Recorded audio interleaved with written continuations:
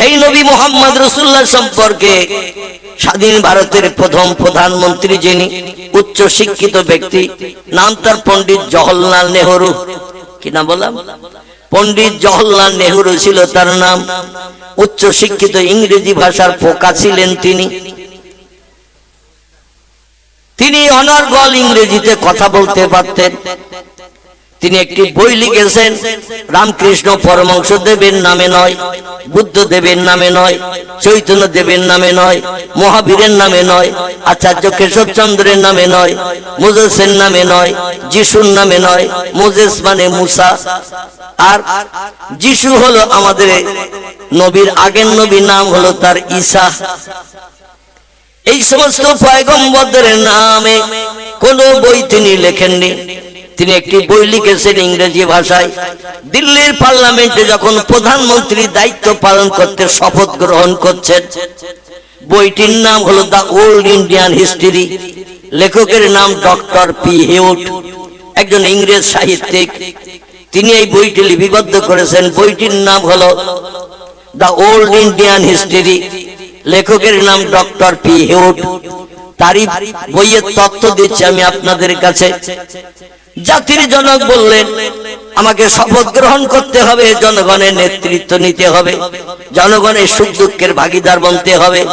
ভারতবর্ষের জনগণ আমার নেতৃত্বে যাতে শান্তিতে বসবাস করতে পারে, এজন্য আমি চিন্তা ভাবনা করে দেখলাম কি বই লিখে জনগণের মগজ সাফ করব, জনগণের মনে আনন্দ দিতে পারবো। তাই চিন্তা ভাবনা করে করে একটি বই লিখলেন ইংরেজি ভাষায়। বইটির নাম হলো দ্য সেইন্টস অফ মুহাম্মদ সাল্লাল্লাহু আলাইহি সাল্লাম। একটু জোরে বলুন সুবহানাল্লাহ, নারায়ে তাকবীর। ইংরেজিতে একটি বই লিখলেন তিনি, কারণ ইংরেজি ভাষার পোকা ছিলেন তিনি। ব্রিটেন থেকে উচ্চ শিক্ষা নিয়ে ঘরে ফিরেছিলেন। আর ব্রিটেন থেকে, ইংল্যান্ড থেকে যারা পড়াশোনা করে আসে, অক্সফোর্ড বিশ্ববিদ্যালয় থেকে, অন্য নামি দামি হার্ভার্ড বিশ্ববিদ্যালয় থেকে, এখান থেকে যারা শিক্ষা গ্রহণ করে আসে, ইংরেজির পোকা হয় তারা। তাই ইংরেজি ভাষায় একটি বই লিখলেন, বইটির নাম দিলেন দ্য সেইন্টস অফ মুহাম্মদ সাল্লাল্লাহু আলাইহি সাল্লাম। বাংলা নাম হলো মুহাম্মদ রাসূলুল্লাহর বাণী। নবীজির বাণী মানে আরবি ভাষাকে হাদিস শরীফ বলা হয়। কি বলা হয়? আরবিতে বলা হয় হাদিস শরীফ, ইংরেজিতে বলা হয় the saints of Muhammad, Bangla ভাষায় বলা হয় নবীজির কথামালা, নবীজির জবানি, নবীজির কাজকর্ম, নবীজির খাওয়া দাওয়া, আখলাক, চরিত্র, ব্যবহার, সমস্ত আদর্শ চরিত্রগুলোকে আরবি ভাষায় হাদিস বলা হয়। বিশ্ব নবীর জবানে হাদিস, এগুলো সব সত্য না মিথ্যা? যদি নবীর জবানে হাদিস চিন্তা ভাবনা করতে করতে করতে করতে সেই ব্যক্তির নামটি তার পছন্দ হলো। যিনি হলেন বর্তমান পৃথিবীতে 250 কোটি মতো মানুষের ধর্মীয় নেতা, বেঁচে থাকা মানুষের ধর্মাবলম্বী নেতা যিনি, নাম তার মুহাম্মাদুর রাসূলুল্লাহ সাল্লাল্লাহু আলাইহি সাল্লাম। জোরে বলুন সুবহানাল্লাহ। ইনারি নামটা পছন্দ করলেন। বইয়ের প্রথম তথ্যটাই লিখবেন তাকে দিয়ে। বই লেখা হলো, বাজারে ছাপিয়ে ছাড়া হলো। কিছু মানুষ বই পড়ে আনন্দ উপভোগ করলেন, ভালো ভালো তথ্যগুলো তার বইয়ের পৃষ্ঠায় পেলেন, কিন্তু প্রশ্ন করলেন তাকে, 100 নামক বইয়ের লেখক, পৃথিবীতে ধর্মীয় নেতা আরো অনেক আছে। রামকৃষ্ণ পরমহংস দেব আছে, বুদ্ধ দেব আছে, চৈতন্য দেব আছে, গুরু নানক আছে, মহাবীর আছে, আচার্য কেশবচন্দ্র আছে, মোজেস আছে, যিশু আছে, সক্রেটিস আছে, বালক ব্রহ্মচারী আছে। কারো নাম দিয়ে প্রথম শুরু না করে মুহাম্মাদের নাম দিয়ে প্রথম বই লেখা কেন শুরু করলেন? আমার ভাইরা, লেখক বলছেন সব ধর্মাবলম্বী নেতাদের জীবনী রিসার্চ করে গবেষণা করে আমি দেখলাম, প্রত্যেকটি ধর্মীয় নেতার জীবনের ভিতরে কম বেশি কিছু ত্রুটি বিচ্যুতি আছে। কিন্তু মুহাম্মদ এমন একজন ব্যক্তি যার সম্পর্কে সত্য ধর্মগ্রন্থ কোরআনে আল্লাহ তথ্য কোট করেছেন। ওয়ারাফানা লাকা যিকরাক। জোরে বলুন একটু আল্লাহু আকবার, আর একটু জোরে বলুন আল্লাহু আকবার। তিনি বলছেন কোরআনে, ধর্মগ্রন্থ কোরআনে আরো একটা তত্ত্ব লিপিবদ্ধ হয়ে আছে, সেটি হলো ওয়াইন্নাকা লাআলা খুলুকিন আযীম। আর একটা বার জোরে বলুন সুবহানাল্লাহ। এই দুটি আয়াতের তরজমা অনুবাদ শুনুন। ওয়ারাফানা লাকা যিকরাক, আল্লাহ বলছেন আপনার প্রশংসা, আপনার গুণকীর্তন সব সৃষ্টির উপরে, আপনার প্রশংসা গুণকীর্তন আমি আল্লাহ সব থেকে সেরা করে থাকে, সব থেকে মর্যাদা দিয়ে থাকে। কারণ আপনার মতো আদর্শ চরিত্র, আখলাক, ব্যবহার পৃথিবীতে আর কোনো ব্যক্তি দেখাতে পারেনি। জোরে বলুন একটু সুবহানাল্লাহ। আল্লাহ পাক রব্বুল আলামিন বলছেন ওয়াইন্নাকা লাআলা খুলুকিন আযীম। যত সৃষ্টি আমি বানিয়েছি, সমস্ত সৃষ্টির ভিতরে আপনাকে সেরার মর্যাদা দিয়ে বানিয়েছি। কিয়ামত পর্যন্ত মানুষ যদি চেষ্টা চালায়, আপনার সমকক্ষ কেউ হতে পারবে না। আমার ভাইরা, তিনি বলছেন মুহাম্মদ রাসূলুল্লাহ জীবনী আলগা করে জীবনের তত্ত্ব নিয়ে দেখলাম যত ধর্মীয় নেতা আছে, কারো জীবন আদর্শ মুহাম্মদের আদর্শের ধারে পাশে ঘিসতে পারবে না। তাই বই যাতে মানুষের নজরে ভালো লাগে, প্রথম পড়লে যদি ভালো লাগে আরো কিছু পড়তে চাই, প্রথম 2-4 পৃষ্ঠা পড়লে যদি মানুষের মগজের সঙ্গে অ্যাডজাস্ট না হয়, ভালো না লাগে, ও বইটা রেখে দেয়। ঠিক না ভুল? বইয়ের শুরু থেকে যখন পড়বেন, যদি ভালো লাগে পড়তে, দেখবেন পরস্পর পড়তে থাকবে ঘন্টার পরে ঘন্টা, ওই বই পড়া শেষ করে না, ছাড়তে চায় না। যে বই 2-4 পৃষ্ঠা পড়ার পরে মনে ভালো লাগে না, নজরে ভালো লাগে না, মনের সঙ্গে অ্যাডজাস্ট হয় না, ও বইটা বেশি সময় দিয়ে মানুষ পড়তে চায় না, চেপে রেখে দিয়ে দেয়। মুহাম্মদ রাসূলুল্লাহ জীবনী এমন একটা জীবনী যার ভিতরে শস্য দানা পরিমাণ চরিত্রে কোনো ত্রুটি বিচ্যুতি নাই। তাই ভালো মানুষের জীবনে দিয়ে বইয়ের প্রথম নামকরণ করেছি মুহাম্মদ রাসূলুল্লাহকে দিয়ে, যাতে তার জীবনী পড়লে মানুষের মনে আনন্দ হয়, ভালো লাগে, আরো পড়তে ইচ্ছা হয়। এই জন্য পরবর্তী অন্য অন্য মহামানবদের জীবনী লিখেছি, তো মুহাম্মদের নাম ছাড়া অন্য কোন ব্যক্তির নাম আমার বইয়ের শুরুতে, ইন্ট্রোডাকশন, সূচনা, ভূমিকাতে প্রথম মুহাম্মদের নাম ছাড়া অন্য কোন ব্যক্তির নাম আমি দেওয়ার চিন্তা ভাবনা করতে পারিনি। যাওয়ার পরে দরজার সামনে যখন ডাকবেন, খোকার মা ওঠো, দরজায় ঘা মারবেন। এখন মেয়ের আগে জিজ্ঞাসা করবে না কে এসেছো রাতের বেলা, 1টা-1:30টার দিকে, 2টোর দিকে যদি জলসা শেষ হয়, তারপর একটু নিয়ে কিংবা খেয়ে যখন বাড়ি যাবেন, মেয়েরা তো অত সময় জাগবে না, কম্বল মুড়ি দিয়ে থাকবে, আবার শীতকালীন সময়, তো দরজায় ঘা দিলে কি দরজা খুলবে? আগে জিজ্ঞাসা করবে কে। এখন স্বামীর কণ্ঠের আওয়াজ মেয়েরা শুনলেই বুঝতে পারে না। একজন ব্যক্তির মনে করুন 4টে ছেলে, কটা বলা? 4টে ছেলে, একই বাড়িতে খায়, একই মায়ের সন্তান, 4 ছেলের 4 রকম চেহারা। ঠিক না ভুল? 4 ছেলের চেহারা একরকম না 4 রকম? পৃথিবীতে যত মানুষ আছে, আল্লাহ কত বড় মেকার, আল্লাহ কত বড় শিল্পের নৈপুণ্য বানিয়েছেন। পৃথিবীতে বর্তমান 850 কোটি মানুষ বেঁচে থেকে এই পৃথিবীতে বসবাস করছে। একটা মানুষের সঙ্গে একটা মানুষের চেহারার মিল আছে, কিছু না কিছু তারতম্য আছে না নাই? শুধু তাই নয়, প্রত্যেকটি মানুষের কণ্ঠের আওয়াজ, ভাষাও আলাদা না এক। বড় ছেলে এসে যদি রাত 1:30টায় ডাকে দরজা খোলো, ছোট বউ কি দরজা খুলবে? মেজ ভাই এসে যদি বলে দরজা খোলো, সেজে বউ কি দরজা খুলবে? কারণ কণ্ঠের আওয়াজ শুনলে বুঝতে পারবে মেজ বউর স্বামী বাড়ি এসেছে, কিংবা ছোট বউর স্বামী বাড়ি এসেছে। দরজা খুলতে ওরাই খুলবে, আমি কেন কম্বল ছাড়বো? ঠিক না ভুল? এই জন্য প্রত্যেকটি মানুষের কণ্ঠের আওয়াজ আলাদা, চেহারাও করেছেন আল্লাহ। এতটুকু চিন্তা যদি আমরা করি, কোটি কোটি কোটি কোটি মানুষের চেহারা মেকার আল্লাহ যদি আলাদা বানাতে পারে, কণ্ঠের আওয়াজ আলাদা বানাতে পারে, সে আল্লাহরে মেনে নিতে আর আপত্তি করা উচিত উচিত উচিত নয়। তিনি বইটি লিখলেন দ্য সেইংস অফ মুহাম্মদ সাল্লাল্লাহু আলাইহি সাল্লাম। নবীজির জবানি মোবারক, আরবি ভাষায় যাকে হাদিস শরীফ বলা হয়। হাদিসের কথাগুলো সব সত্য না মিথ্যা। পয়গম্বর বর্ণনা করেছেন মসজিদে নববীর ভিতরে 10 বছর ধরে, ক বছর বললাম? 10 বছর ধরে পয়গম্বর মসজিদে নববীর ভিতরে একটা পাথরের মেম্বার বানানো ছিল। খুব ভালো করে শুনবেন, একটা পাথরের মেম্বার, সাহাবীরা পাথরের উপরে পাথর সাজিয়ে একটা উঁচু মেম্বার বানিয়েছিলেন। সেই মেম্বার এখন পৃথিবীর সব মসজিদে আছে। যে মেম্বার নবীজির জামানায় সাহাবীরা বানিয়েছিলেন, সে মেম্বার এখন সব মসজিদে আছে। এমন একটা মসজিদের নাম বলতে পারবে না ওই মসজিদে মেম্বার নাই? আচ্ছা, মেম্বারে ধাপ কটা? কটা ধাপ? বোধহয় আপনারা মসজিদে যান না, তাহলে অন্তত আওয়াজটা তো শুনে একটা লোকের আওয়াজ শুনতে পেয়েছি। আর আপনার মেম্বারের দিকে মনে হয় তাকান না। ধাপ কটা? 3টি ধাপ। এখন 2টি তো বানালে বানানো যেত, 4টি বানালেও বানানো যেত, ধাপ 3টি কেন?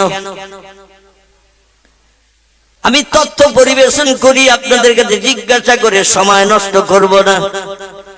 একটি ধাপের নাম হলো ইমাম সাহেবের মর্যাদার স্বরূপ, 2 নম্বরের ধাপ হলো মুয়াজ্জিনের মর্যাদা স্বরূপ, 3 নম্বরের ধাপ হলো মসজিদ আর একদল মানুষের আনাগোনা হয়। ইমাম যেমন যায় নামাজ পড়াতে, মুয়াজ্জিন যায় আজান দিতে, আর নামাজ পড়তে যায় কারা? এরা হলো মুসল্লিরা। এই 3 দলের মানুষের আনাগোনা মসজিদে হয়। ঠিক বললাম না ভুল বললাম? এই 3 দলের মানুষের অন্য দলের মানুষ মসজিদে ঢোকে না। এই জন্য 3টি ধাপ বানানো হয়েছে। পয়গম্বর মুহাম্মদ রাসূলুল্লাহ ফজরের নামাজ আনতে, জোহরের নামাজ আনতে, আসরের নামাজ আনতে যখন যেদিন যেমন সময় পেতেন, ওই মেম্বারের উপরে একটু উঠে বসতেন, যাতে সামনে আমার মুক্তাদি মুসল্লি যারা নামাজ আদায় করেছে আমার পিছনে, এরা যাতে আমার মুখ দেখে বক্তৃতা শোনার সুবিধা পায়। আমি যদি আপনাদের মতো নিচে বসতাম, তাহলে সবাইকে আমার মুখ দেখতে পেতেন, একটু অসুবিধা হতো না? বক্তা একটু উঁচু জায়গায় বসলে সকলের পক্ষে বক্তার মুখ দেখতে সুবিধা হয়। আর মুখ না দেখে ওয়াজ শুনলে কলিজা ভেজে না, মুখ না দেখলে কলিজা ভেজে না। আর তারই মুখ দেখতে সাহাবীরা পাগল পারা হয়ে যেতেন। যিনি ছিলেন পৃথিবীতে সব মানুষের চেহারা থেকে সুন্দর উত্তম চেহারাওয়ালা, যাকে বলা হয়েছে বিশ্ব সুন্দর। জোরে বলুন একটু সুবহানাল্লাহ। আপনাদের এলাকায় যদি নায়ক বা নায়িকা আসে, অনেক যুবক ছেলেরা যুবতী মেয়েরা টিকিট কাটবে না? গত 1-2 দিন আগে বোধহয় না কালকের বোধহয় সম্ভবত আমাদের কলকাতা এসেছিল একজন ফুটবল খেলোয়াড়, নাম তার কি? বাবা, ছোট বাচ্চাই বলে যাচ্ছে। আপনাদের আর বলার দরকার, আপনারা জানবেন না। আমি ওয়াজ শেষ করে যখন এসেছি রুটি খেতে রাতের বেলা, মানে তখন রাত 12:30 বেজে গেছে। কালকে জলসা ছিল চৈতা গ্রাম, এ ছেলেরাও গিয়েছিল ইউটিউবাররা। আমি ওদের আবার বললাম যে তোমরা খাওয়া দাওয়া করে যাবে। তো ঘরের ভিতরে যখন আমি খেতে বসেছি, তখনই 2-3 জন আমার খালাতো ভাই, আরো আপনজন আত্মীয় তাদের বাড়ি ছিল, তার পিতার কলমা খানি উদ্দেশ্যে দুপুরে খানা সাদি, রাতের বেলা প্রোগ্রাম ওয়াজের মজলিস ছিল, 3-4 জন বক্তা ছিল। তো সেখানেই দিকে আলোচনা হচ্ছে, আমাদের কলকাতায় মেসি এসেছে, খেলা দেখাবে, টিকিট 70,000 থেকে 5 লাখ পর্যন্ত। কত বললাম? 70,000 থেকে 5 লাখ পর্যন্ত টিকিট।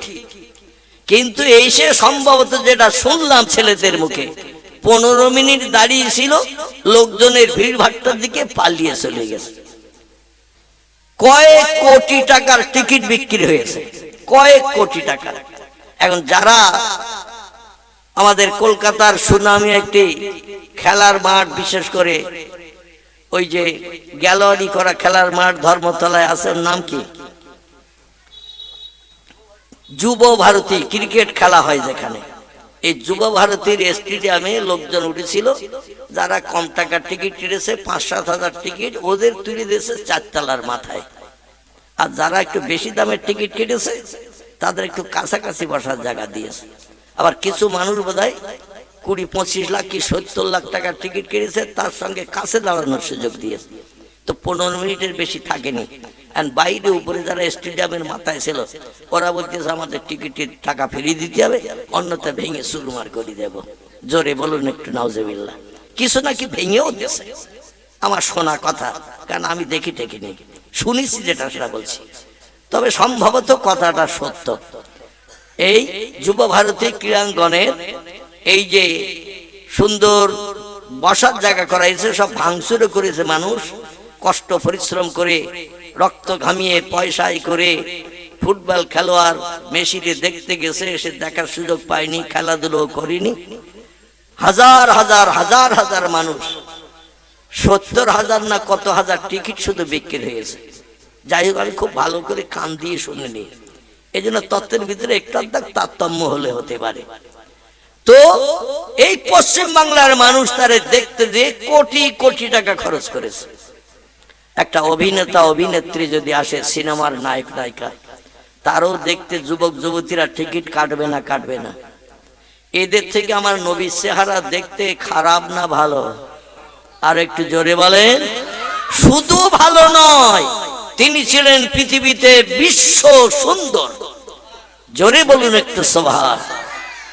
নবীজির প্রাণ প্রিয়া বিবি হযরতে মাইশাতুল হুমায়রা রাদিয়াল্লাহু থেকে হাদিস বর্ণিত, তিনি বলছেন ইউসুফ নবীকে দেখতে যে যুবতী মেয়েরা মিশরের দেশে হাতের একটা কমলা লেবু ছুরি দিয়ে ফাল দিতে যে 4টে করে আঙ্গুল কেটে দিয়েছিল, নজর ঘুরায়নি লেবুর দিকে। ছুরি দিয়ে কিছু কাটতে গেলে নজরটা দেওয়ার দরকার আছে না নাই? আন্দাজে যদি নজর অন্যদিকে থাকে আর ছুরি দিয়ে যদি কাটেন, ছুরিটা যদি খুব তীক্ষ্ণ ধারালো হয়, ও লেবু কেটে আঙুলও কাটবে না কাটবে না। সতর্ক থাকলেও মাঝে মাঝে কাটে, আর অসতর্ক থাকলে তো এমনি কাটবে। 4টে করে আঙুল কেটে পড়ে গেল তলায়, তড়পাতে শুরু করলো আঙুলগুলো। জোলাই খাটে বলে, যুবতী মেয়েরা, মিশরের মেয়েরা, আমার লালন পালন করা ছেলেটারে কেন আমি প্রেম নিবেদন করেছি, স্বামী হিসাবে পেতে চেয়েছে, এবার বাস্তব প্রমাণ তোমরা দেখলে তো। মেয়ের এক বাক্যে স্বীকার করলো, এমন সুন্দর চেহারার পুরুষ পৃথিবীতে হয় না, আর এমন সুন্দর চেহারার পুরুষ যদি কেউ দেখে, দুনিয়ার খেয়াল আর তার থাকে না। যার কারণে লেবু কেটে দিয়ে আঙুলও কেটে ফেলেছে। মাইশা বলছেন, ওই যুবতী মেয়ে যারা লেবু কাটতে যে 4টে করে আঙুল কেটে জমিনে ফেলে দিয়েছিল, আমার স্বামী বিশ্ব সুন্দর, 1 নম্বরে সুন্দর যিনি, নাম হলো তার মুহাম্মাদুর রাসূলুল্লাহ।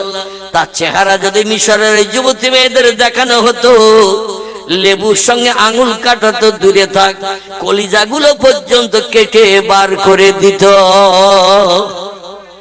তো এই নবী কাদের নবী? এই নবী হলো আমাদের নবী। আমার ভাইরা, স্বাধীন ভারতের প্রথম নারী প্রধানমন্ত্রী, যিনি ইংল্যান্ড থেকে উচ্চ শিক্ষা নিয়ে এসেছিলেন, তিনি একটি তথ্য দিলেন। যখন দিল্লির পার্লামেন্টে বসে প্রধানমন্ত্রী শপথ বাক্য পাঠ করছিলেন, উনি বলছিলেন, শোনো ভারতের এমপিরা শোনো, আমি একটি বক্তব্য তোমাদের কাছে রাখবো, আমার কথাটাকে বাস্তবে রূপদান করতে পারবে? জাতির জনক আমার ভাইরা, পণ্ডিত জওহরলাল নেহরু, তিনি বলেছিলেন, আমার এই বইটা প্রতিটি মানুষের ঘরে ঘরে ঘরে ঘরে পৌঁছে দিও। আমার এই বইটা যদি দেশের জনগণেরা ঘরে বসে পড়তে পারে, কোনদিন চুরি করবে না, ডাকাতি করবে না, মদ খাবে না, সুদ খাবে না, ব্যভিচারী করবে না, পরে অর্থ আত্মসাৎ করবে না, গরিব এতিমের হক ফাঁকি দিয়ে খাবে না, কোন ব্যক্তির প্রাণ নাশ করে বিবি বাচ্চার বিধবা এতিম বানাবে না। কারণ মুহাম্মদুর রাসূলুল্লাহর চরিত্র হলো স্বচ্ছ। জোরে বলুন একটু সুবহানাল্লাহ। পয়সা করি কারো কাছ থেকে নেবে না, বিনা পয়সায় বইটা উপঢৌকন স্বরূপ জনগণের হাতে তুলে দেবে। তার দেশের রাজত্ব পরিচালনা করতে সুবিধা হবে, জনগণকে নিয়ে আর কোর্ট কাছারিতে বিচার করতে যেতে হবে না। এই মোহাম্মদ রাসূলুল্লাহর জীবনী বইটা যদি দেশের জনগণ হিন্দু, জৈন, শিখ, বৌদ্ধ, চৈতন্য, ইহুদি, খ্রিস্টান, কোল, ভিল, নাগা, খাসা, মুন্ডা, আর্য, অনার্য, আদিবাসী, সাঁওতালি সবাই যদি এই বইটা পড়ে একে অপরের সঙ্গে ভ্রাতৃত্ব বন্ধন গাঢ়তর তৈরি করতে পারবে, কোনদিন কারোর সঙ্গে দ্বন্দ্ব ফাসাদ হবে না, বিচার আচার পাড়া প্রতিবাসীর কাছে করার দরকার হবে না। জোরে বলুন একটু মারহাবা। আর মিসেস প্রধানমন্ত্রী ইন্দিরা গান্ধী যার নাম, তিনি বললেন আমি একটা তথ্য দেব শপথ বাক্য পাঠ করার আগে। সবাই বলল কি তথ্য দেবেন বলুন। উনি বলেছিলেন হযরত মুহাম্মদ রাসূলুল্লাহর জীবন আদর্শ তাম পৃথিবীর মানুষের কাছে আজ অত্যন্ত মূল্যবান হয়ে দেখা দিয়েছে। আমার মতে বলে পৃথিবীর সকল মানুষের উচিত মুহাম্মদ রাসূলুল্লাহর আদর্শের অনুসরণ অনুকরণ করা। জোরে বলুন একটু সুবহানাল্লাহ, নারায়ে তাকবীর। মিসেস ইন্দিরা গান্ধী এই তত্ত্বটি দিলেন হযরত মুহাম্মদ রাসূলুল্লাহর জীবন আদর্শ তাম পৃথিবীর মানুষের কাছে আজ অত্যন্ত মূল্যবান হয়ে দেখা দিয়েছে। পৃথিবীর সকল মানুষের উচিত মুহাম্মদ রাসূলুল্লাহর আদর্শের অনুসরণ অনুকরণ করা। যেমন চলেছেন, যেমন খেয়েছেন, যেমন বলেছেন, তোমরা যদি তার আদর্শের অনুসরণ অনুকরণ করো জাতি ভেদাভেদ থাকবে না, সব ধর্মাবলম্বীরা কাঁধে কাঁধ মিলিয়ে হিন্দুস্তানের জমিনে বসবাস করতে সুবিধা পাবে। আমাদের উত্তর ভারতের একটি রাজ্য, রাজ্যটির নাম হলো পাঞ্জাব। কি নাম বললাম? পাঞ্জাব। পাঞ্জাব যেখানে শিখ ধর্মাবলম্বীরা জনসংখ্যায় সব থেকে বেশি বাস করে। আমরা যাদের পাঞ্জাবি বলি, ধর্মীয় পুস্তকে লিপিবদ্ধ হয়েছে তাদের ধর্মের নাম হলো শিখ ধর্ম। কি ধর্ম? এই শিখদের একজন ধর্মীয় নেতা আছে, নাম হলো তার মিস্টার গুরু নানক। বৌদ্ধদের একজন ধর্মীয় নেতা আছে, নাম তার গৌতম বুদ্ধ। ইহুদিদের একজন ধর্মীয় নেতা আছে, নাম হলো তার মোজেস। খ্রিস্টানীদের একজন ধর্মীয় নেতা আছে, নাম তার ঈসা বা যিশু। এই পৃথিবীতে হিন্দু ভাইদের একজন ধর্মীয় নেতা আছে, নাম তার রামকৃষ্ণ পরমহংসদেব। আমাদের ধর্মীয় নেতা আছে না নাই? আছে। আহারে, আমাদের ধর্মীয় নেতার নাম আল্লাহ কোরআনের 22 পারা সূরা আহজাবে কোট করে দিয়েছেন, ওমা মুহাম্মাদুন ইল্লা রাসূলুন। আমি মুহাম্মদ নামধারী একজন ব্যক্তিকে প্রফেট করে, রাসূল করে, মহামানব করে বিশ্ববাসীর কল্যাণের দায়িত্ব দিয়ে পৃথিবীতে পাঠিয়েছি। একটু চিল্লায়ে বলুন সুবহানাল্লাহ। শিখ ধর্মগুরু গুরু নানক একটি তত্ত্ব দিয়েছেন ইতিহাসে, কিয়ামত পর্যন্ত ইতিহাস থেকে মুছবে না। তত্ত্বটি পরিবেশন করে নিয়ে যাব পয়গম্বরের মৃত্যুভূমির দেশে, যেখানে বক্তৃতা করতে করতে ছেড়ে এসেছি। গুরু নানক বলছেন, সাধু সমাজকারক ব্রাহ্মণ, গাজী, পীর ও কুতুবগণ অশেষ উপকার করাইতে পারবেন যদি তারা ইসলামের নবীর প্রতি একটু ভক্তি ভরে দরুদ শরীফ পাঠান। আবার শুনুন তত্ত্বটা।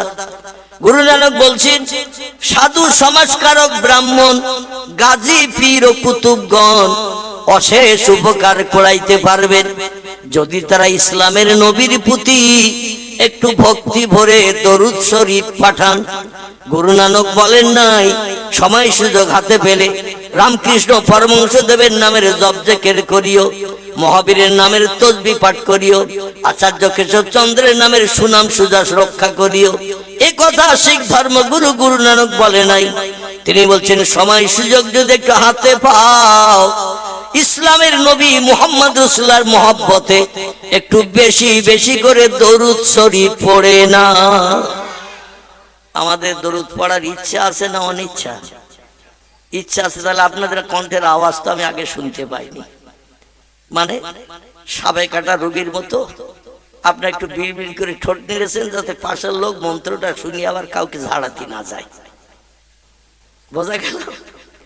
সাবে কাটা ওঝা যারা রুগী ঝাড়াতে আসে, ওরা বিড়বিড় করে মন্ত্র পড়ে, কাউকে শুনতে দেয় না, কারণ শুনলে আবার ও যদি শিখিনি আরেকজনের ঝাড়াতে যায়। এই চিন্তা ভাবনা করে ওরা মনে মনে বিড়বিড় করে পড়ে আর ফুটু দেয়। এখন আমাদের নবীর মহব্বতের দরুদ শরীফ পড়া কি সাপে কাটা ওজার মতো মন্ত্র পড়া? কি মন্ত্র পড়া নাকি? নাউযুবিল্লাহ। নবী বলছেন, মান সাল্লা আলাইয়া ওয়াহিদান সাল্লাল্লাহু তাআলা আলাইহি আশারাতান। ও পৃথিবীর মানুষেরা তোমরা শোনো, যে লোকটি দরুদের মাধ্যম দিয়ে আমি মুহাম্মদ রাসূলুল্লাহ আমার নামের স্মরণ একটা বার মাত্র করে, মান সাল্লা আলাইয়া ওয়াহিদান, দরুদের মাধ্যম দিয়ে আমার নামের স্মরণ যে লোকটি একটা বার মাত্র করে, সাল্লাল্লাহু তাআলা আলাইহি আশারাতান, আল্লাহ পাক খুশিতে এত বাগবাগ হয়ে যায়, ওই বান্দার নামের স্মরণ আল্লাহ 10 বার করেন। আর একটু জোরে হবে না? নারায়ে তাকবীর। নবীর নামে স্মরণ করব একবার, আর আল্লাহ আমাদের নামে স্মরণ করবেন কবার? নবীর জবানে সত্য না মিথ্যা? সত্য। মিথ্যা? সত্য। এই সত্য জবানে তিনি বলছেন, আমার নামের স্মরণ দরুদের মাধ্যম দিয়ে কোন ব্যক্তি যদি করে একবার, আল্লাহ খুশিতে এত বাগবাগ হয়ে যায়, ওই লোকটির নামের স্মরণ করেন 10 বার। তাহলে আমরা লাভবান না লস? আমাদের ব্যবসায় দরুদের ব্যবসায় লাভ না লস? লাভ, শুধু লাভ না। আরেকটা ছোট্ট তথ্য দেই, দিয়ে আমি বক্তৃতার দিকে এগিয়ে নিয়ে যাব।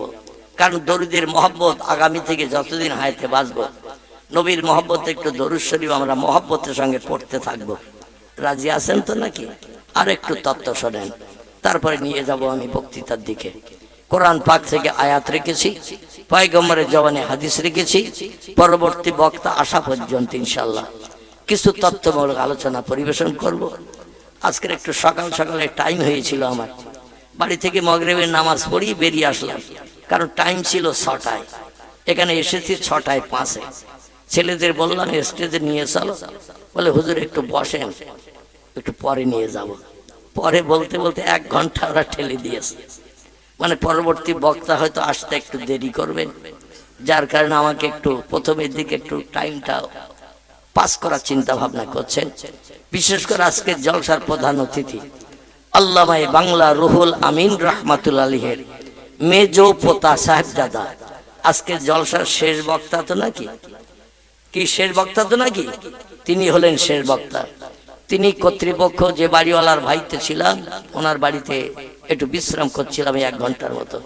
উনি বলছেন হুজুরের সম্ভবত আরেক জায়গায় প্রোগ্রাম আছে, সেখান থেকে আমাদের এখানে আসতে 20-25 মিনিট সময় হয়তো লেট হতে পারে, এই জন্য আপনারা দিয়ে একটু সময় পাস করে দিচ্ছি।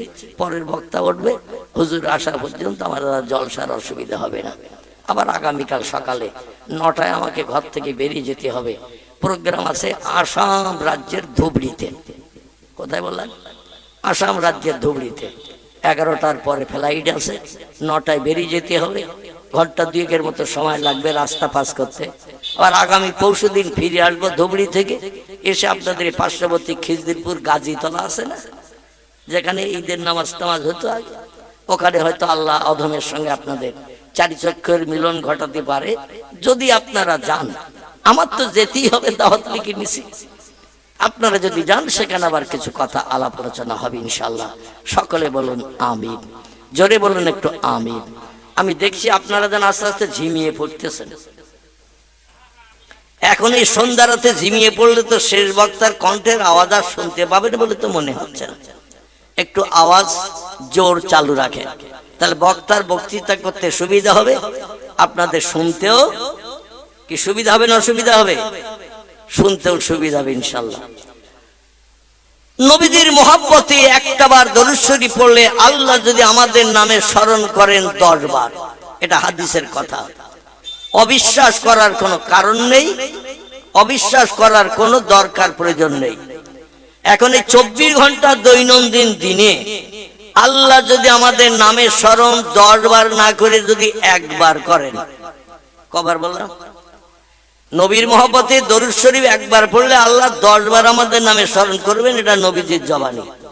এখন 10 বার স্মরণ না করে আল্লাহ যদি আমাদের নামে স্মরণ 24 ঘন্টা দিনে 1 বার করেন, বিপদে মুসিবতে দুঃখে দুর্দশায় অভাবে সমস্যায় রোগে শোকে সাহায্যের জন্য হাত পাততে মেম্বারের কাছে যেতে হবে, প্রধানের খোঁজ নিতে হবে, থানার ওসির পায়ে জড়িয়ে ধরতে হবে, গ্রামের কোনো গুন্ডা বদমাশের কাছে সাহায্য চাইতে হবে যে তুমি ছাড়া আমার এই বিপদে আর পাশে দাঁড়ানোর কেউ নাই। আল্লাহ বলছেন আমি হলাম তোমাদের জন্য এনাফ, যথেষ্ট। জোরে বলুন সুবহান। একটা বার যদি আল্লাহ আমাদের নামে স্মরণ 24 ঘন্টার ভিতরে একটা বার করেন, ওই বান্দার আর কারো কাছে হাত পাততে হবে না, হবে না, হবে না। আল্লাহ তার জন্য যথেষ্ট হবেন। তো আল্লাহ আমাদের আপন হোক, পাশে দাঁড়াক, স্ত্রীর মতো, মায়ের মতো, সন্তানের মতো আল্লাহ আমাদের আপন হয়ে যাক, এটা আমরা চাই না? চাই না কি চাই না? চাই না। যদি চাই নবীজির মহব্বতে একটু উচ্চ রবে দরুদ শরীফ পড়তে হবে। ভাই রাজি আছেন? একটু মহব্বতে দরুদ শরীফ। আল্লাহুম্মা সাল্লি আলা সাইয়্যিদিনা মাওলানা ওয়া আলা আলি সাইয়্যিদিনা মাওলানা। रह गई रस्म आजम, रह गई रस्म आजम, रूह बिलाली न रही, फलसफा रह गया मगर तलकीने गजाली न रही, बलगल औला बेकमालिही कशफत दुजा बेजमालिही, हसनतु जमीओ खिसालिही, सल्लु अलैहि। কাজ করিতে গেলেন নবী, কাজ করিতে গেলেন নবী, মা খাদিজার বাসায়,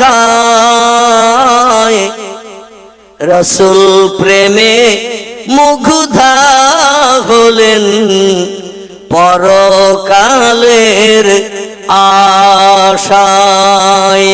আল্লাহুম্মা সাল্লি আলা সাইয়্যিদিনা মাওলানা মুহাম্মদ ওয়া আলা আলি সাইয়্যিদিনা মাওলানা মুহাম্মদ। সকলে বলুন সাল্লাল্লাহু আলাইহি ওয়াসাল্লাম। নবীর নাম যদি কানে শোনেন, সঙ্গে সঙ্গে রাসূল বলছেন, এ সাহাবীরা তোমরা কি বলতে পারো পৃথিবীতে কঞ্জুস কোন লোকটি, বখিল কোন লোকটি, কিডিপন লোকটি কে? সাহাবীরা বলেন, ইয়া রাসূলুল্লাহ, টাকা পয়সা আছে কিন্তু ভালো মন্দ কিনে খায় না, পয়সা করি জায়গা জমি আছে কিন্তু ভালো ঘর বাড়ি বানায় না, বর্ষাকালে পানি হলে ঘরে পানি পড়ে, এই লোকটি হলো কঞ্জুস। সাহাবীরা বলেন, ইয়া রাসূলুল্লাহ, অনেক লোকের অর্থ সম্পদ জায়গা জমি আছে, পয়সা করি বহু আছে, কিন্তু ও পয়সা খরচ করে কোনো ভালো কাজ করতে চায় না, টাকা খরচ হয়ে যাবে বলে। এরা হলো কঞ্জুস, এরা বখিল, এরা হলো কিডিপন। নবী বলছেন, তোমাদের কারো তত্ত্ব আমার কাছে উপযুক্ত হয় নাই। সাহাবীরা বলেন, মা হিয়া ইয়া রাসূলুল্লাহ, তাহলে আপনি তত্ত্ব দিন, কঞ্জুস বখিল কিডিপন কোন লোকটা? পয়গম্বর বলছেন, সাহাবীরা শোনো, ওই লোকটি পৃথিবীতে সব থেকে বড় কঞ্জুস, সব থেকে বড় বখিল, সব থেকে বড় কৃপণ, যে লোকটি আমি মুহাম্মদ আমার নাম শোনার পরে একটু সাল্লাল্লাহু আলাইহি সাল্লাম বলে না, ওই লোকটির মধ্যে কৃপণ বখিল কঞ্জুস পৃথিবীতে আর দুজন নাই। নবীর নাম শুনলে সাল্লাল্লাহু আলাইহি সাল্লাম বলতে আমাদের আপত্তি থাকা উচিত, কারণ হাসরের মাঠে যেদিন হাজির হব, ইয়াউমা ইয়াফিরুল মারউ মিন আখিহি ওয়া উম্মিহি ওয়া আবিহি ওয়া সাহিবাতিহি ওয়া বানিহি ওয়াল আখির আল্লাহ কোরআনে তত্ত্ব কোট করেছেন, যেদিন আমি আল্লাহ পাক কবর থেকে সব ব্যক্তিকে উত্থাপিত করব, শ্মশানের চিতা থেকে আমি আল্লাহ কোন শব্দের মাধ্যম দিয়ে জিন্দা করে হাসরে হাজির করব, সাগরের পানির তলায় লঞ্চ জাহাজ ডুবিয়ে হয়ে যারা কবরস্থ হয়েছে পানির তলা থেকে তাদের তুলব, জঙ্গলে মধু ভাঙতে গোল কাটতে যে যারা বাঘের পেটে কবর হয়েছে, বাঘ খেয়ে নিয়েছে, বাঘের পেট থেকে আমি আল্লাহ তাদের বার করে হাসরে হাজির করব। আল্লাহ পারবে না মনে হয় নাকি? পারবে? এই যুগের বিজ্ঞানীরা বলছে আল্লাহ বুড়ো হয়ে গেছে। কি হয়েছে? বলছে আল্লাহ বুড়ো হয়ে গেছে। বলে কি করে হলো? বলে পৃথিবীর বয়স যদি 1.5 লক্ষ বছর হয়, আর আল্লাহ যদি এই পৃথিবী বানিয়ে থাকে, তাহলে আল্লাহ না জানি সলিমউদ্দিন আব্দুল করিম চাচা আব্দুর রহমান ভাইয়ের থেকে আর কত বেশি বুড়ো হয়ে গেছে, লাঠি দিলেও এখন আর হেঁটে যেতে পারবে না। আর যার বয়স বেশি হয়ে যায়, শক্তি ক্ষমতা কম হয়ে যায়, আল্লাহ আমাদের সঙ্গে পাল্লা দিয়া জয়ী হতে পারবে না। আমরা হলাম এনাফ, আমরা হলাম বিশ্ববাসীর জন্য যথেষ্ট। আমরা অ্যাটম বোমা বানিয়েছি, হাইড্রোজেন বোমা বানিয়েছি, রাসায়নিক জৈব বোমা বানিয়েছি, নামি দামি মারণাস্ত্র বানিয়েছি। এক একটা বোমা বাস্ট করব, এক একটা দেড় ধূলিসাৎ করে দিয়ে দেব। আল্লাহ পারবে না? আচ্ছা পারবে বলে মনে হয়? আল্লাহ পারবে?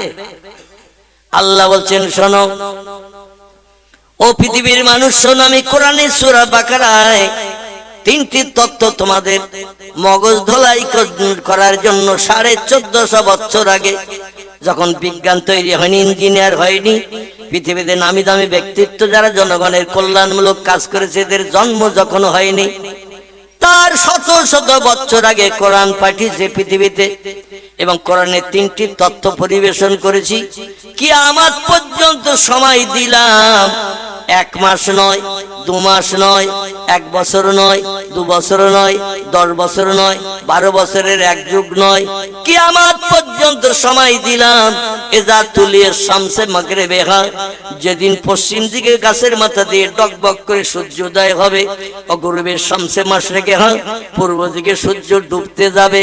একটা দিন আল্লাহ করবেন, বিশ্বাস হয়? আচ্ছা আমরা কোনদিন পশ্চিম দিকে সূর্য উঠতে দেখেছি? পূব দিকে ডুবতে দেখেছি? দেখেছি? আল্লাহ তত্ত্ব দিয়েছেন কোরআন পাকের ভিতরে, পয়গম্বর তত্ত্ব দিয়েছেন হাদিস শরীফের ভিতরে। এটা বিশ্বাস হয় আমাদের? না দেখে বিশ্বাস করার নাম হলো ঈমান। কি নাম বললাম? ঈমান শব্দটি হলো আরবি ভাষা, এর বাংলা অর্থ হলো কিছু জিনিস না দেখে বিশ্বাস করতে হবে।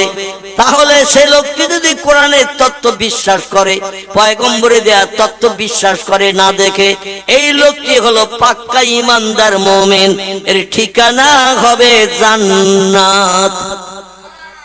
যেমন গোটা কয়েক তথ্য আপনাদের কাছে দেই, তারপরে নিয়ে যাব বক্তৃতার দিকে, কোরআন আয়াতের দিকে।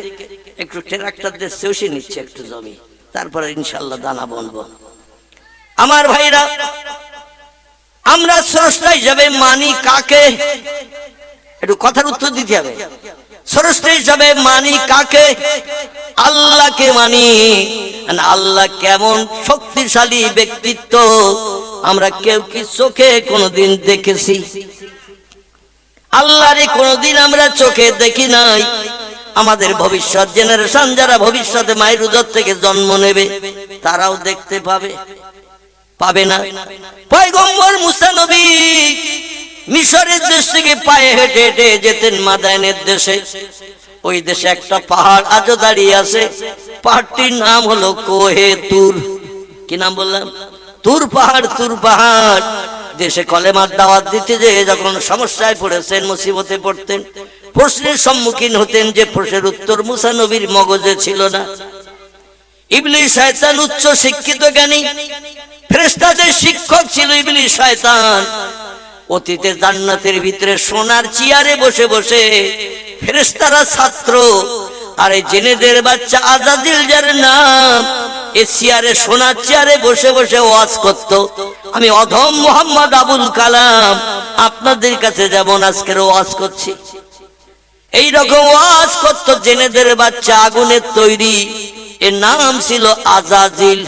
কি নাম? এত জ্ঞান আল্লাহ তার মগজে দিয়েছিলেন। এই আজাজিল যখন বক্তৃতা করত ফেরেশতাদের কাছে, ফেরেশতারা হা করে করে শুনতো। কারণ এমন এমন তত্ত্ব দিত ফেরেশতারা কোনোদিন সে সম্পর্কে জ্ঞান অর্জন করেনি। নতুন নতুন তত্ত্ব, নতুন নতুন কথা বললে মানুষের শুনতে আগ্রহ জন্মায় না, জন্মায় না? ফেরেশতারা শুনতো সেই সমস্ত নতুন নতুন তত্ত্বের কথা। আর ও যখন বিতাড়িত হয়ে পৃথিবীতে চলে এসেছে, আসার কারণে খোদাদ্রোহী যারা পৃথিবীতে শয়তানের আদর্শের অনুকরণকারী, এদের মগজে যুক্তি দেয় শয়তান। শয়তান মানুষের দেহের ভিতরে অন্তরাত্মায় ধোঁকা দেয়। শয়তান মানুষকে প্ররোচনা দেয় বন্ধু সেজে, মানসিক রূপ ধরে মাঝে মাঝে বন্ধু সেজে প্ররোচনা দেয়।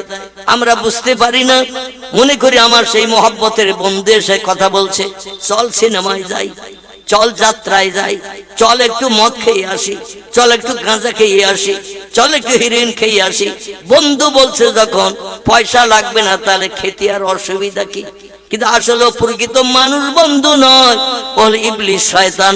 আল্লাহর কাছ থেকে 4টি পাওয়ার চেয়ে নিয়েছিল জান্নাত থেকে বিতাড়িত হওয়ার সময়। আল্লাহরে বলে, আল্লাহ 70,000 বছর পৃথিবীর জমিনে আপনার ইবাদত বন্দেগী করেছি, খজু নিয়ত নিয়ে ইবাদত বন্দেগী করার কারণে আমার 70,000 বছর ইবাদত আপনি কবুল করে নিয়েছেন। জোরে বলুন একটু সুবহানাল্লাহ। আচ্ছা, আমরা বুকে হাত দিয়ে কে বলতে পারবো আমাদের একদিনের জুমার নামাজ আল্লাহ কবুল করেছে? একদিনের বলতে পারবো? আমরা প্রতিদিন 5 ওয়াক্ত নামাজ আদায় করি, ফজরের নামাজ পড়ি, জোহরের নামাজ পড়ি, আসরের নামাজ পড়ি, মাগরিবের নামাজ পড়ি, ইশার নামাজ পড়ি, অনেকে আবার আওয়াবিন মাগরিবের পরে পড়ে, অনেকে আবার রাত্র দ্বীপ্রহরের পরে তাহাজ্জুদের নামাজ পড়ে। বুকে হাত দিয়ে হাত উঁচু করে কি বলতে পারবো অমুক দিনের নামাজ আল্লাহ আমার কবুল করে নিয়েছে? বলা যাবে? কোনদিন বলা সম্ভব হবে না, কারণ নামাজ পড়ি এক জায়গায়, মন থাকে আর এক জায়গায়। ঠিক বললাম না ভুল বললাম? নামাজ পড়ি মসজিদে, মন থাকে ঘরের গোশের হাঁড়িতে। নামাজ পড়ি মসজিদে, মন থাকে মসজিদের গেটের মুখের জুতোর উপরে। জুতো দুটো আবার পাল্টে নিয়ে যায় কিনা কেউ? আপনাদের কারো মনে হয় না? আমার মাঝে মাঝে হয়। আপনাদের মনে টানা হয় না যে জুতো ঠিক আছে? নামাজ পড়ছি, আল্লাহর ইবাদত করছি, আর মন যদি অন্য জায়গায় যায়, এই নামাজ কি কবুল হবে বলে মনে হয়? কোনদিন নামাজ কবুল হবে না। একাগ্রতা, খজু নিয়ত করে নামাজ পড়তে হবে। চিন্তা ভাবনা থাকবে নামাজের উপরে। পয়গম্বর বলছেন, যখন নামাজ পড়তে দাঁড়িয়ে যাবে, তুমি আল্লাহরে দেখছো এমন চিন্তা নিয়ে নিয়ত বেঁধে সূরা কেরাত শুরু করবে। সাহাবীরা বলেন, ইয়া রাসূলুল্লাহ, সামনে যে ওয়াল দেওয়াল, সেদিকে তাকিয়ে দেখি যদি আল্লাহ নাই, তাহলে কি করে আল্লাহরে দেখে নামাজ আদায় করব? আল্লাহ নবী বললেন, ফাইল্লাম তারা, যদি তোমরা দেখতে না পাও, ওয়াইল্লাম ইয়ারা, আল্লাহ তোমাদের দেখছে, কাজে যেন কোনো ভুল ত্রুটি না হয়, কোন রকম বেয়াদবি ফাঁকিবাজি না হয়। আল্লাহ তোমার সামনে থেকে দেখছে, সেই নিয়ত করে নামাজ পড়বে। নামাজের ভিতরে কোনোদিন মন অন্য জায়গায় যাবে না। জোরে বলুন একটু সুবহানাল্লাহ। আমার ভাইরা, সেই ইবাদত আমাদের ভিতরে নাই। কিন্তু ইবলিস শয়তান, যার পূর্ব নাম ছিল আজাদিল, এই পৃথিবীর জমিনে তাফসীর কারকেরা বলছেন, তাফসীরে রুহুল বায়ান, তাফসীরে মাওজিহুল কোরআন, তাফসীরে বায়ানুল কোরআন, তাফসীরে বাইজাবি, তাফসীরে কাশফ, তাফসীরে জালাল কোরআন, তাফসীরে ইবনে কাসির, তাফসীরে মারিফুল কোরআন, বিখ্যাত বিখ্যাত তাফসীরের কিতাবে লেখকেরা লিপিবদ্ধ করে দিয়েছেন। পৃথিবীতে এমন কোন জায়গা বাকি ছিল না এই জিনেদের বাচ্চা আজাদিল সেজদা করেনি। সব জায়গায় সেজদা করেছে আল্লাহর রেজামন্দি হাসিলের জন্য। একটা ভুলের কারণে আল্লাহ সব ইবাদত নস্যাৎ করে দিয়েছেন, চির জাহান্নামী সাব্যস্ত করে তার নামের পাশে সার্টিফিকেট দিয়েছে, লানাতুল্লাহি ইবলিসা। আমার হুকুমের খেলাপ করেছিস, দুইবার তোরে আমি একটা কথা, কাজের কথা বললাম, দুইবার তুই আমার হুকুমকে নস্যাৎ করে দিয়ে নিজের মর্যাদা রক্ষা করতে চেয়েছিস, বেরিয়ে যা জান্নাত থেকে। আজ থেকে তোর জন্য আমি জাহান্নাম হালাল বানিয়ে দিলাম। চিল্লাই বলুন নাউজুবিল্লাহ। আচ্ছা, ইবলিস একটা আল্লাহর হুকুমের খেলাপ করেছে। কটা?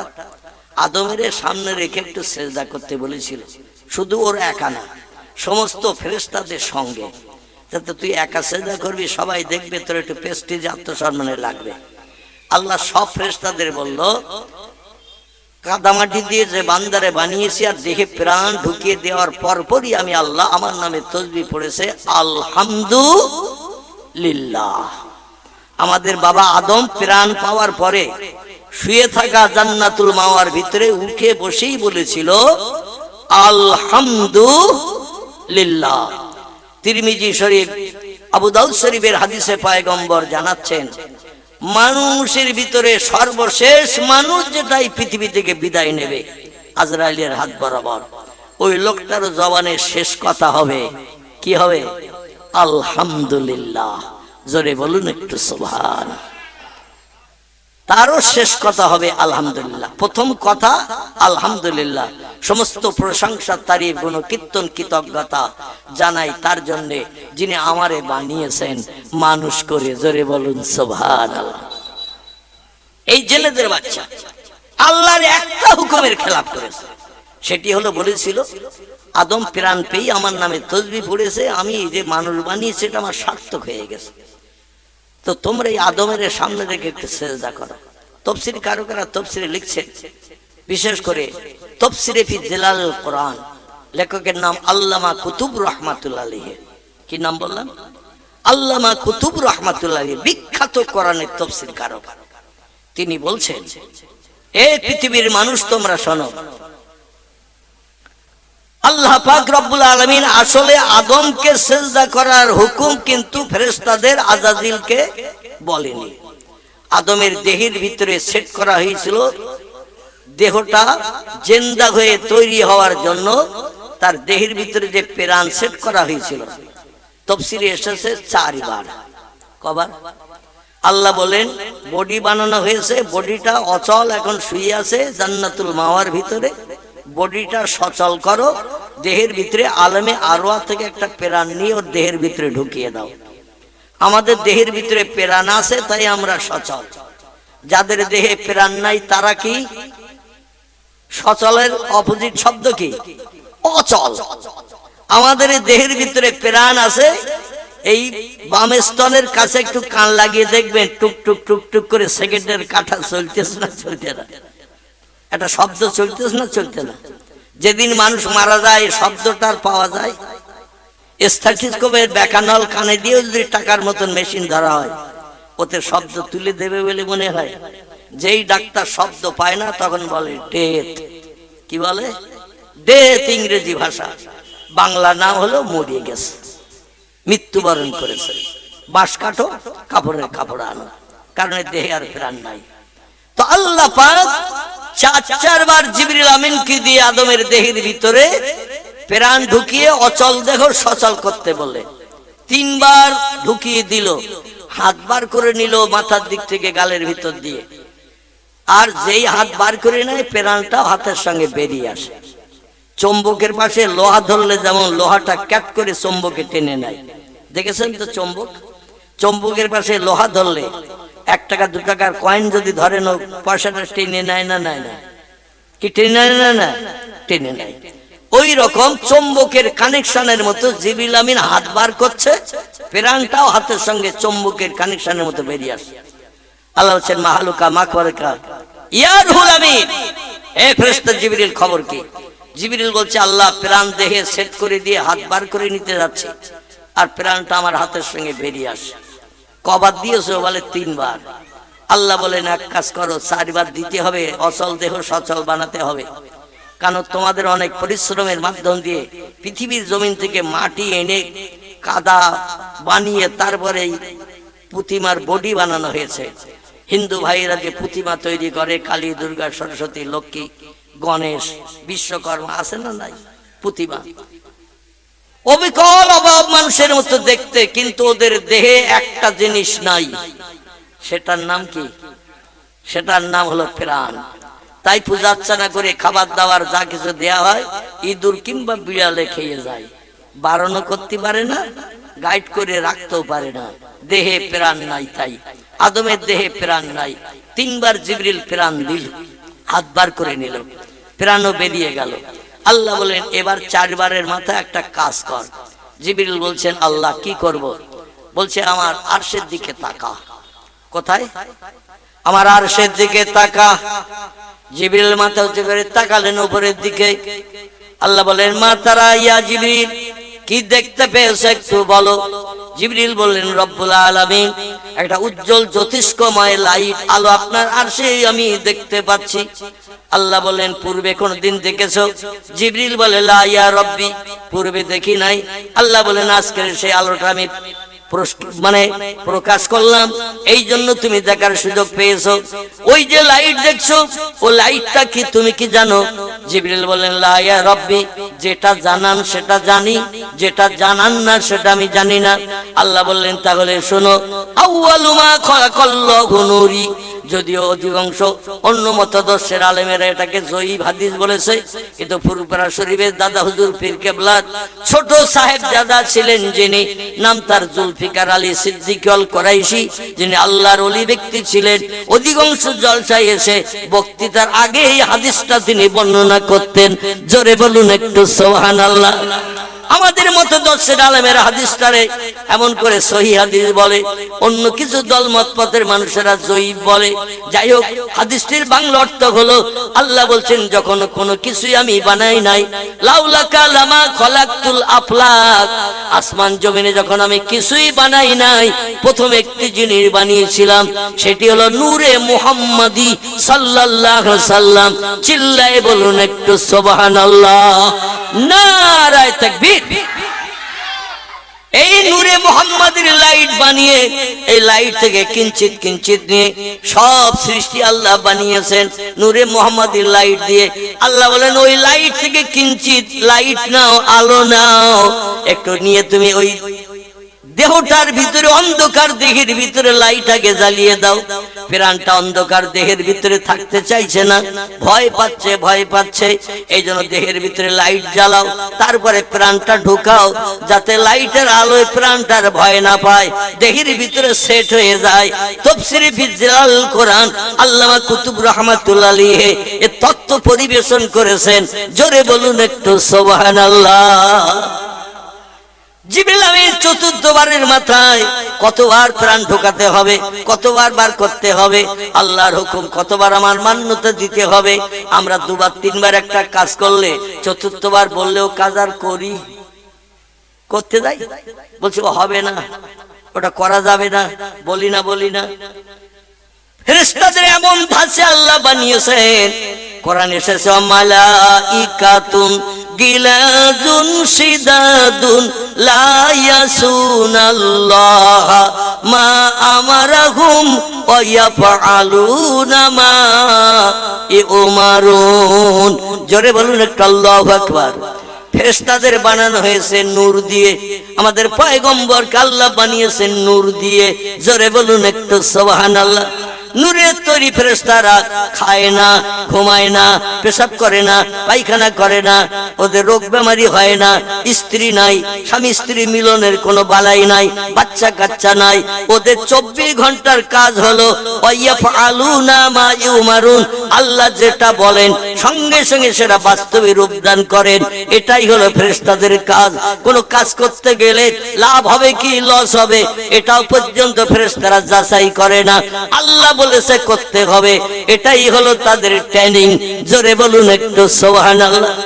আল্লাহ বললেন প্রাণ যখন দেহে থাকলো না, 4 বারের মাথায় প্রাণ ঢুকাও। যত সময় না ঢুকবে, অচল দেহ সচল না হবে, তত সময় পর্যন্ত প্রাণ ঢুকাতে হবে। তবে এবার আশা রাখি আর প্রাণ বাইরে তোমার হাতের সঙ্গে বার হবে না। আমার আরশ কুরসি থেকে ওই যে নূরের তাজাল্লি জ্যোতি দেখছো, ওটা হলো আমার বানানো মুহাম্মদ রাসূলুল্লাহ নূর। আল্লাহ কোরআনে বলছেন, এই পৃথিবীর মানুষ তোমরা শোনো, কদ জাআকুম মিনাল্লাহি নূর ওয়া কিতাবুম মুবিন। চিল্লাই বলুন একটা আল্লাহু আকবার। হাদিস যদি জয়ীফ বলেন, কোন অন্য মতদর্শের আলেমেরা আমি কিছুটা সময় একটু তাদের কথা মেনে নিলাম, কিন্তু আল্লাহ কোরআনে যদি পয়গম্বরকে নূর বলে আখ্যায়িত করেন, এখানে বিশ্বাস করতে আমরা কি আপত্তি দর্শাবো? আমার এখানে আর বিশ্বাস করতে আপত্তি দর্শাবো না, কারণ কোরআনের ভিতরে যে তথ্য আল্লাহ পরিবেশন করেছেন, কোন মানুষ যদি মানতে অস্বীকার করে, বিশ্বাস করতে আপত্তি দর্শায়। শরীয়তের সব ফতোয়ার কিতাবে লেখকের একমত হয়ে লিখেছেন, লোকটার মুসলমান থাকবে না, ইমানদার থাকবে না, লোকটি কাফির হিসাবে বিবেচিত হবে। কি হবে? কাফের হয়ে যাবে। কাফেরের ঠিকানা কোথায় হবে? কাফেরের ঠিকানা হবে জাহান্নাম। এজন্য কোরআন অবিশ্বাস করে আমরা কেউ কাফের হতে চাই?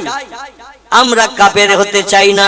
আল্লাহ বলেন, কদ জাআকুম মিনাল্লাহি নূরু ওয়া কিতাবুম মুবিন। ও বিশ্ববাসী, তোমাদের কল্যাণের জন্য, উপকারের জন্য, পৃথিবীতে স্বস্তিতে শান্তিতে বসবাসের জন্য আমার তরফ থেকে দুটি তোহফা গিফট, অনুদান, অ্যাভেলেবল গিফট যারে বলা হয়, উত্তম অনুদান, আমি আমার তরফ থেকে তোমাদের জন্য দুটি পরিবেশন করেছি। চিল্লাই বলুন একটু সুবহানাল্লাহ। কটা অনুদান? দুটি। আল্লাহ বলেন, তোমাদের সংসার জীবনে সুখী হওয়ার জন্য, বিপদ মুসিবত থেকে নিষ্কৃতি পাওয়ার জন্য, পরকালে কোটি কোটি বছর আমার জান্নাতের সুখ ভোগের জন্য, জাহান্নামের আগুন থেকে নিষ্কৃতির জন্য দুটি তোহফা গিফট, অনুদান ও মানুষ তোমাদের জন্য পৃথিবীতে পাঠিয়েছি। পৃথিবীতে আমি আল্লাহ বর্ষণ করেছি। একটির নাম হলো মিনাল্লাহি নূর। আল্লাহ প্রথমে বললেন, তোমাদের জন্য দুনিয়ায় পাঠিয়েছি একটি নূরকে নূর। কি নাম? একটু কথা বলেন। নূর। নূর শব্দটি কি ভাষা? নূর শব্দ আরবি ভাষা। আরবিতে বলছি না কোরআনের কথা। কোরআন কি ভাষা? আরবি ভাষা। তো কোরআনই তো আমি পড়লাম, কদ জাআকুম মিনাল্লাহি নূর। আমার তরফ থেকে প্রথম একটি তোহফা গিফট পাঠালাম, তার নাম হলো নূর। নূরটি হলো আরবি ভাষা। ইংরেজিতে এর বলা হয় লাইট। বাংলায় এর নাম হলো জ্যোতি বা আলো। আল্লাহ বলেন, আধারে পথ দেখানোর জন্য, কে মা, কে বোন, কে কন্যা, কে স্ত্রী, আধারে যাচাই করার জন্য একটা লাইট পাঠালাম। আমরা রাতের বেলা মাঝে মাঝে ঘুটঘুটে অন্ধকার যেখানে যাই, একটু লাইট ব্যবহার করি না? টর্চ লাইট, বিভিন্ন লাইট, আলো আমরা ব্যবহার করি। একটা ঘরের ভিতরে একটা ছোট্ট তথ্য দেই। একটা ঘরের ভিতরে 5 জন নারীকে রেখেছেন দরজা জানলা লাগিয়ে। অমাবস্যার অন্ধকার রাত, মানে 14 অমাবস্যার রাত, আকাশে সারা রাত যেদিন চাঁদ ওঠে না, এই দিনটাকে বলা হয় অমাবস্যা।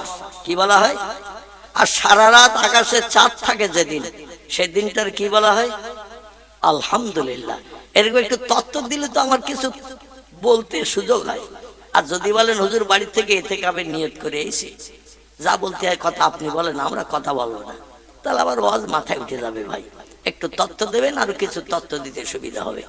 তো একটা ঘরের ভিতরে 5 জন নারীকে রাখা হয়েছে। এই 5 জন নারীকে একই রকম বেনারসি, সাউথ ইন্ডিয়ান, স্বর্ণ কাতান, একই কালার, একই রং, একই পাড়ি শাড়ি 5 জনকে পরানো হয়েছে। কেউ আমার মা, কেউ আমার কন্যা, কেউ আমার স্ত্রী, কেউ আমার বোন, কেউ আমার ফুফু। কজন হলো? 5 জন। আরো আছে দাদি, নানি টানি আছে। আমি আর অত দূরে যাচ্ছি না। 5টা মেয়েকে ঘরের ভিতরে রাখা হয়েছে। একই কালারের শাড়ি, একই রঙের শাড়ি, একই রকম নকশা টকশা সব একই পরানো হয়েছে 5 জনের। অমাবস্যার রাত। কোন একজন যুবককে যদি ডেকে বলেন, তোমার বউ যে আছে তার হাত ধরে টেনে এসো, তবে তোমার মারে, বোনেরে, কন্যারে যেন মা বলে টেনে এনো না। অন্ধকার অমাবস্যার রাত, এর যদি ঘরে ঢুকে দেয়া হয়, দরজা লাগানো, জানালা লাগানো, ও স্ত্রী চিনতে পারবে? অন্ধকার রাত, আবার একই রকম শাড়ি পরা, আবার একটু ঘোমটা দিয়েও যদি অল্প থাকে, চেনা যাবে? এখন হাতে যদি একটা টর্চ লাইট দেওয়া হয়, মুখের কাছে একবার লাইট মারলে কে মা, কে বোন, কে কন্যা, কে স্ত্রী, চিন্তার অসুবিধা হবে। আল্লাহ বললেন, এই জন্য আমি তোমাদের আলোকদর্শিতার পথ দেখানোর জন্য প্রথমে পাঠালাম একটি লাইট। কি পাঠালাম? প্রথমে পাঠালাম লাইট, জাত বিচারের জন্য। কে মা, কে বোন, কে কন্যা, এই জাত বিচারের জন্য। পৃথিবীতে মানুষ ছাড়া আর অন্য সৃষ্টি পৃথিবীতে আছে না নাই? গরু, ছাগল, হাঁস, মুরগি, ইঁদুর, কুকুর, বিড়াল, বাঘ, ভল্লুক, হাতি, সিংহ, গন্ডার এই পৃথিবীতে আছে না নাই? আচ্ছা, ওরা মায়ের মর্যাদা দেয়, বোনের মর্যাদা দেয়, ওরা খালার মর্যাদা সম্মান দেয়, নিজের কন্যার মর্যাদা দেয়। হাঁস, মুরগি, গরু, ছাগল আমাদের বাড়িতে যা আছে, আমি বাইরের দিকে জঙ্গলের কথা বলবো না, কারণ বললেন হুজুর আমরা বাঘ টাক তো দেখতে পাই না, সিংহ দেখতে পাই না, হাতি গন্ডার দেখা যায় না। মাঝে মধ্যে চিড়িয়াখানায় দেখা যেত, তাও আর চিড়িয়াখানা আসে না। কারণ কলকাতা চিড়িয়াখানায় কবে যাব, পয়সাও নাই, রাস্তাঘাট চিনি না। এখন এই বাড়ির আশেপাশে যে জীব জন্তুগুলো থাকে, গরু, ছাগল, হাঁস, মুরগি, ইঁদুর, কুকুর, বেড়া, বিড়াল, এরা মার মর্যাদা দেয়, বোনের মর্যাদা দেয়, কন্যার মর্যাদা দেয়। যে কোনো একটা পুরুষ পশু সব নারী পশুকে স্ত্রী হিসাবে ব্যবহার করে। ঠিক বললাম না ভুল বললাম? সব নারী পশুকে স্ত্রী হিসাবে ব্যবহার করে। মায়ের জাত বিচার নেই, বোনের জাত বিচার নেই, নিজের কন্যা মেয়েরও জাত বিচার নেই। আল্লাহ বলেন, এই জাত বিচার করার জন্য বাঘের জন্য কোরআন পাঠাই নাই, বাঘের জন্য লাইট পাঠাই নাই, ভল্লুকের জন্য পাঠাই নাই, গরুর জন্য পাঠাই নাই, হাতির জন্য পাঠাই নাই, ইঁদুর কুকুরের জন্য লাইট পাঠাই নাই। লাইট পাঠিয়েছি সৃষ্টির সেরা জীব মানুষের জন্য।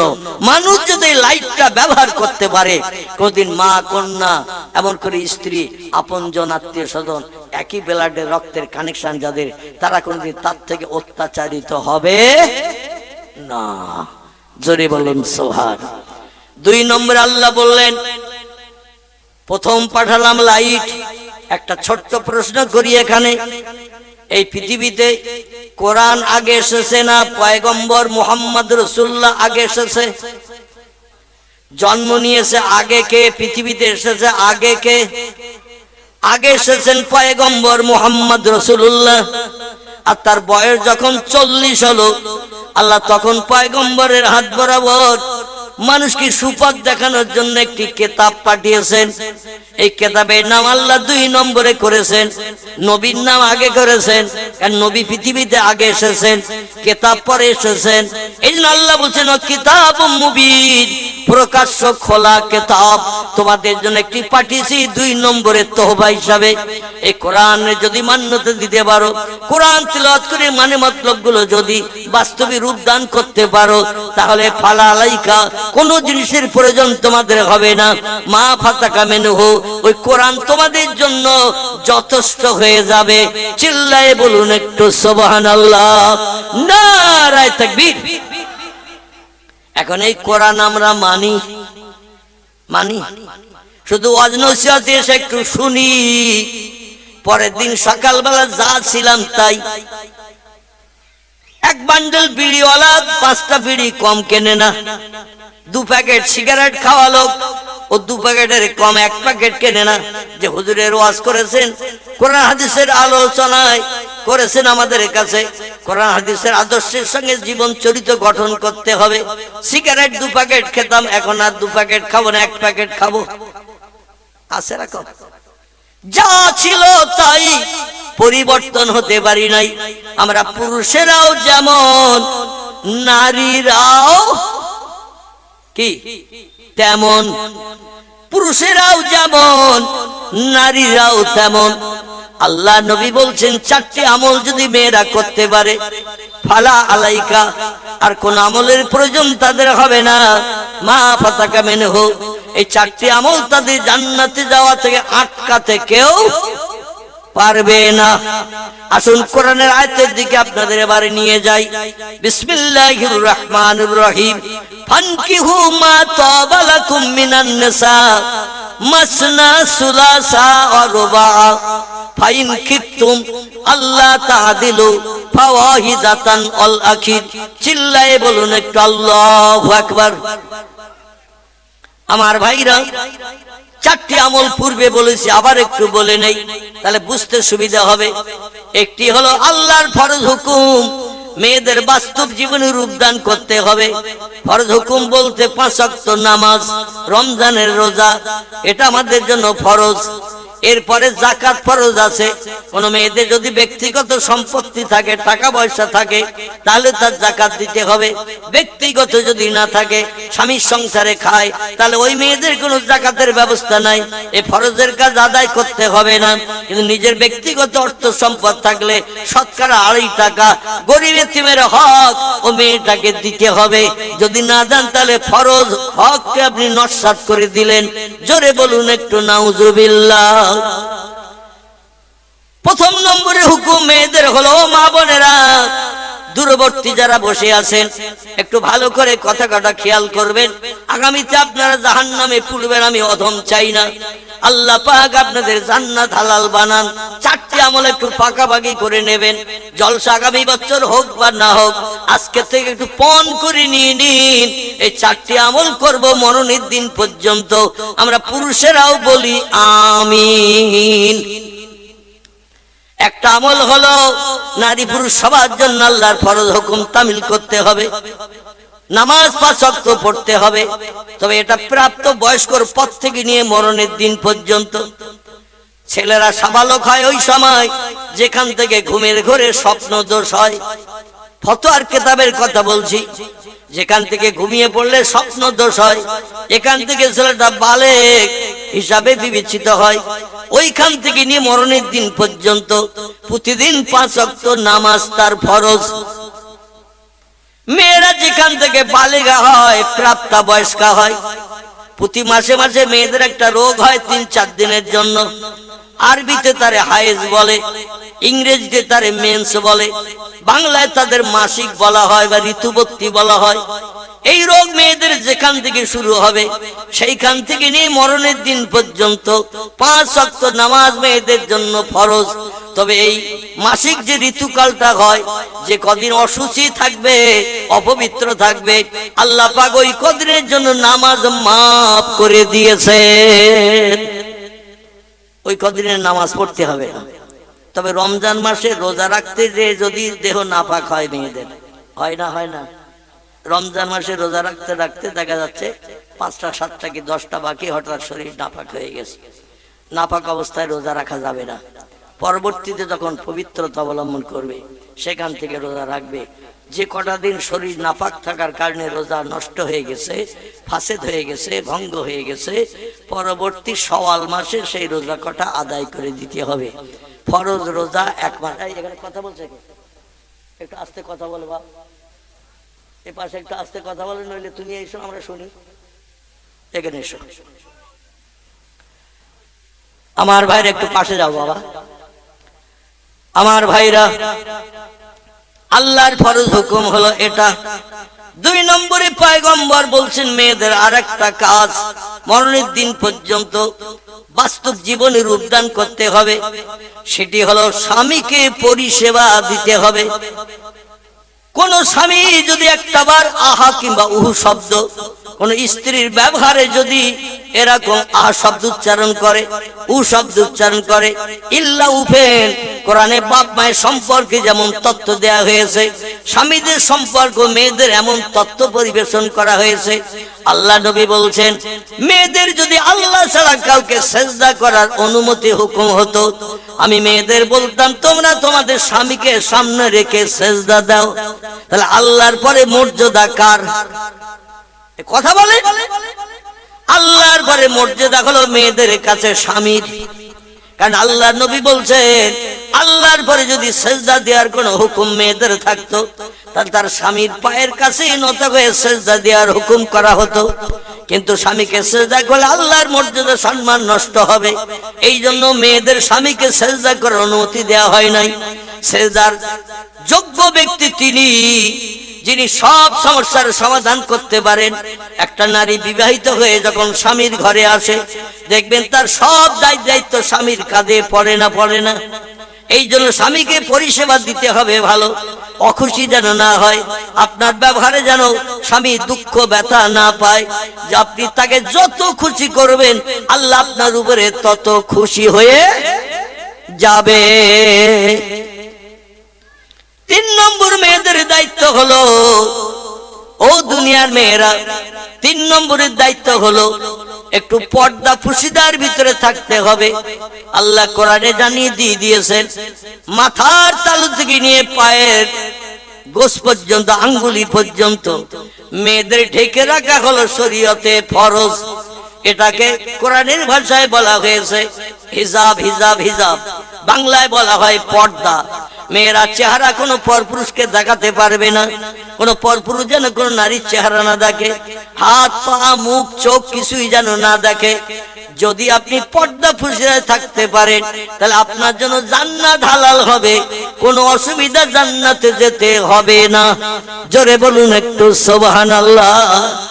আমার ভাইরা আসুন, আমি আর লম্বা করব না।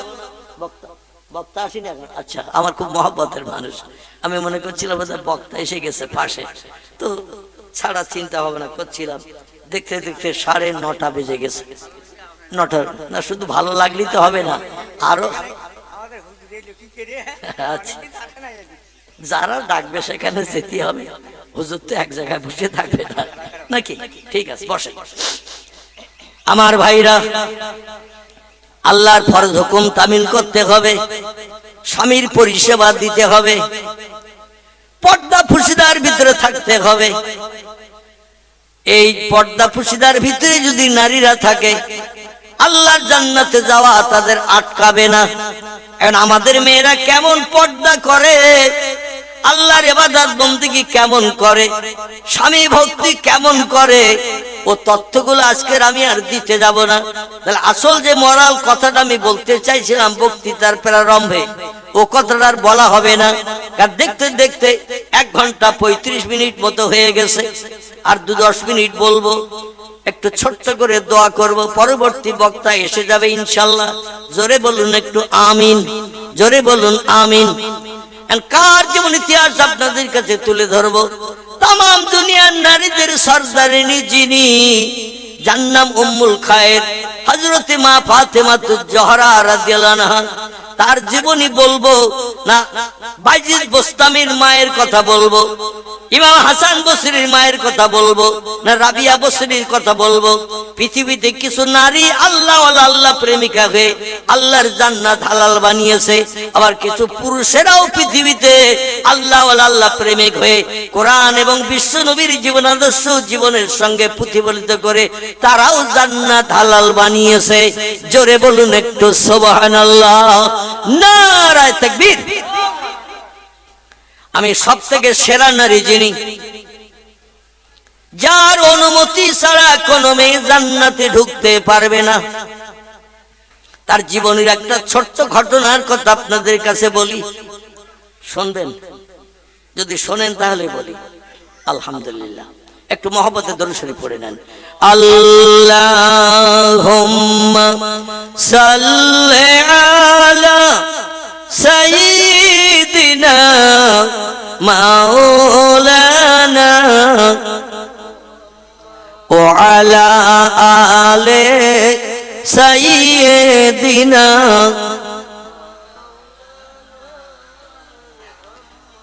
খোঁজ করিয়া আসলো তারা, খোঁজ করিয়া আসলো তারা তোমার কুটুরির সম্মুখে,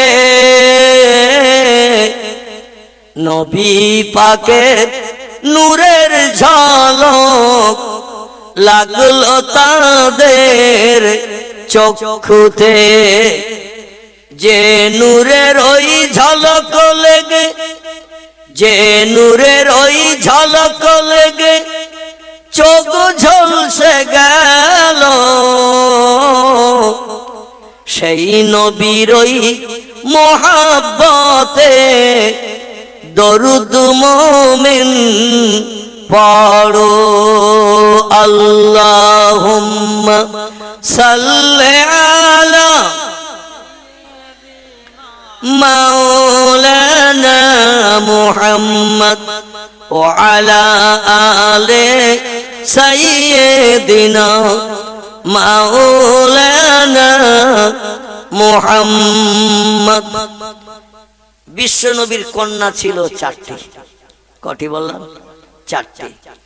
প্রথম কন্যার নাম ছিল হযরতে জাইনব, দ্বিতীয় মেয়ের নাম ছিল হযরতে রোকায়া, তৃতীয় মেয়ের নাম ছিল হযরতে উম্মে কুলসুম, চতুর্থ কন্যার নাম আপনারা কম বেশি জানেন, যার জীবন আদর্শ থেকে একটা তথ্য আপনাদের কাছে পরিবেশনের পরিকল্পনা নিয়েছি। তিনি হলেন হযরতে মা ফাতেমাতুজ জোহরা সাইয়্যিদাতুন নিসা। তাম দুনিয়ার নারীদের সর্দারিনীর খেতাব পাবেন যিনি। জোরে বলুন সুবহান। এই ফাতেমার সঙ্গে বিয়ে হয়েছিল নবীর আপন চাচাতো ভাইয়ের সঙ্গে। কার সঙ্গে বললাম? নবীর আপন চাচাতো ভাই, মানে নবীর বাবা ছিল আব্দুল্লাহ, আলীর বাবার নাম আবু তালেব, তাদের উভয়ের পিতা ছিল আব্দুল মুত্তালিব। বোঝা গেল? আব্দুল মুত্তালিবের 10টা ছেলে, এই 10টা ছেলের ভিতরে দুটো ছেলের কথা বলছি। একটির নাম হলো আব্দুল্লাহ, একটির নাম হলো আবু তালেব। আব্দুল্লাহ ইবনে আবু তালেব আবার বিশ্ব নবীর চাচা বা নবীজির আব্বা আব্দুল্লাহ ইবনে আব্দুল মুত্তালিব, আবার হযরতে আবু তালেবের পিতার নাম ছিল আব্দুল মুত্তালিব, আব্দুল মুত্তালিব ইবনে আবু তালেব। এই আব্দুল মুত্তালিব একই বাপের দুটি ছেলে, আরো ছিল 8টি, আমি ওদিকে যাচ্ছি না। এই আবু তালেবের পুত্র সন্তান ছিল 3টি। কটি বললাম? 3টি ছেলে ছিল আবু তালেবের। একটির নাম হযরতে আলী, 2 নম্বরের নাম হযরতে জাফর, 3 নম্বরের ছেলের নাম ছিল আকিল। এই 3টে ছেলেই কলেমা পড়ে মুসলমান হয়েছিল। জোরে বলুন সুবহানাল্লাহ। আব্দুল মুত্তালিব আবু তালেবের একটি কন্যা ছিল, তার নাম ছিল হযরতে উম্মে হানি বিনতে আবু তালেব।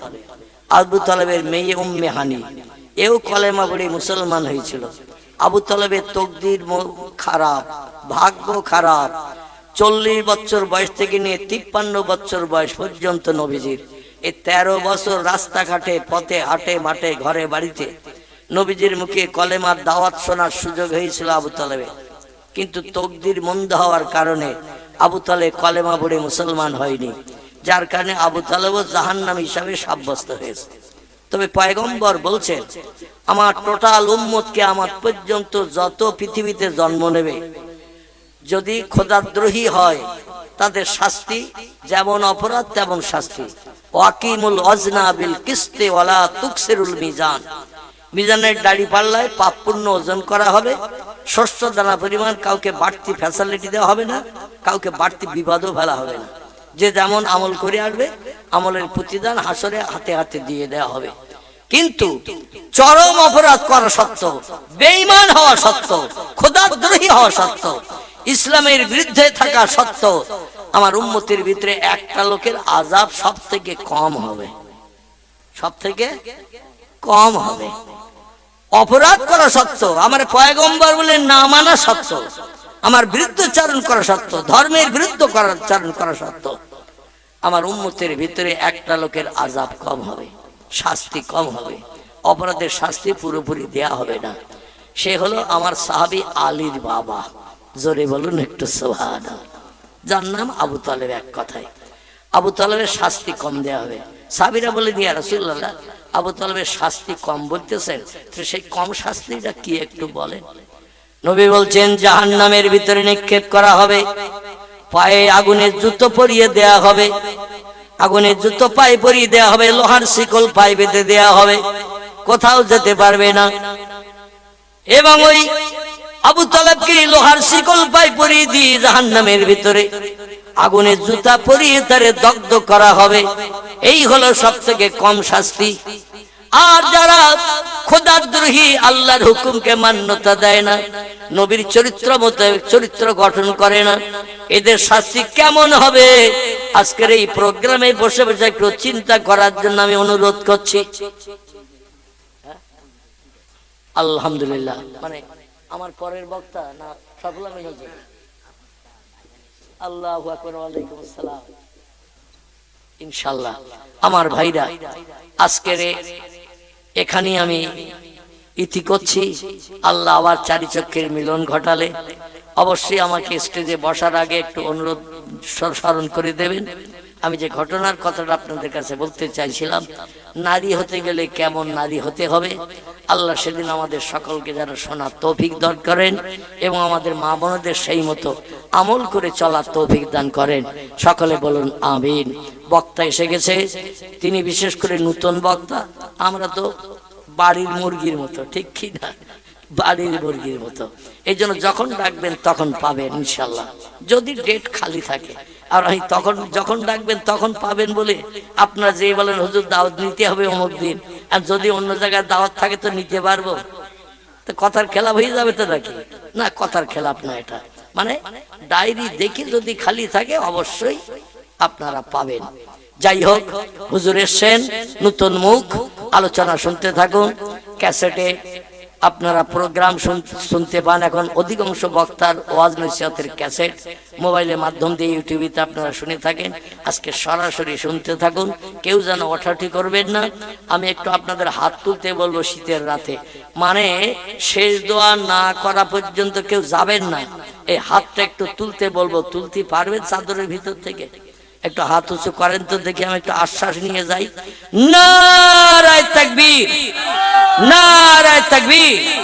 দেবকের ওসমান পাড়ার মহান ইসলামী জলসা, দেবকের ওসমান পাড়ার মহান ইসলামী জলসা।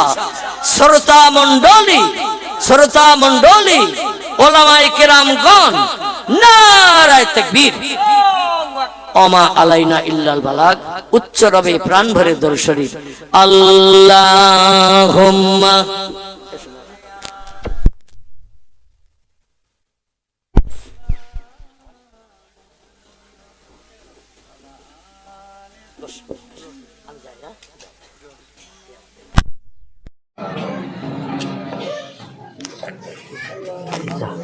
বন্ধ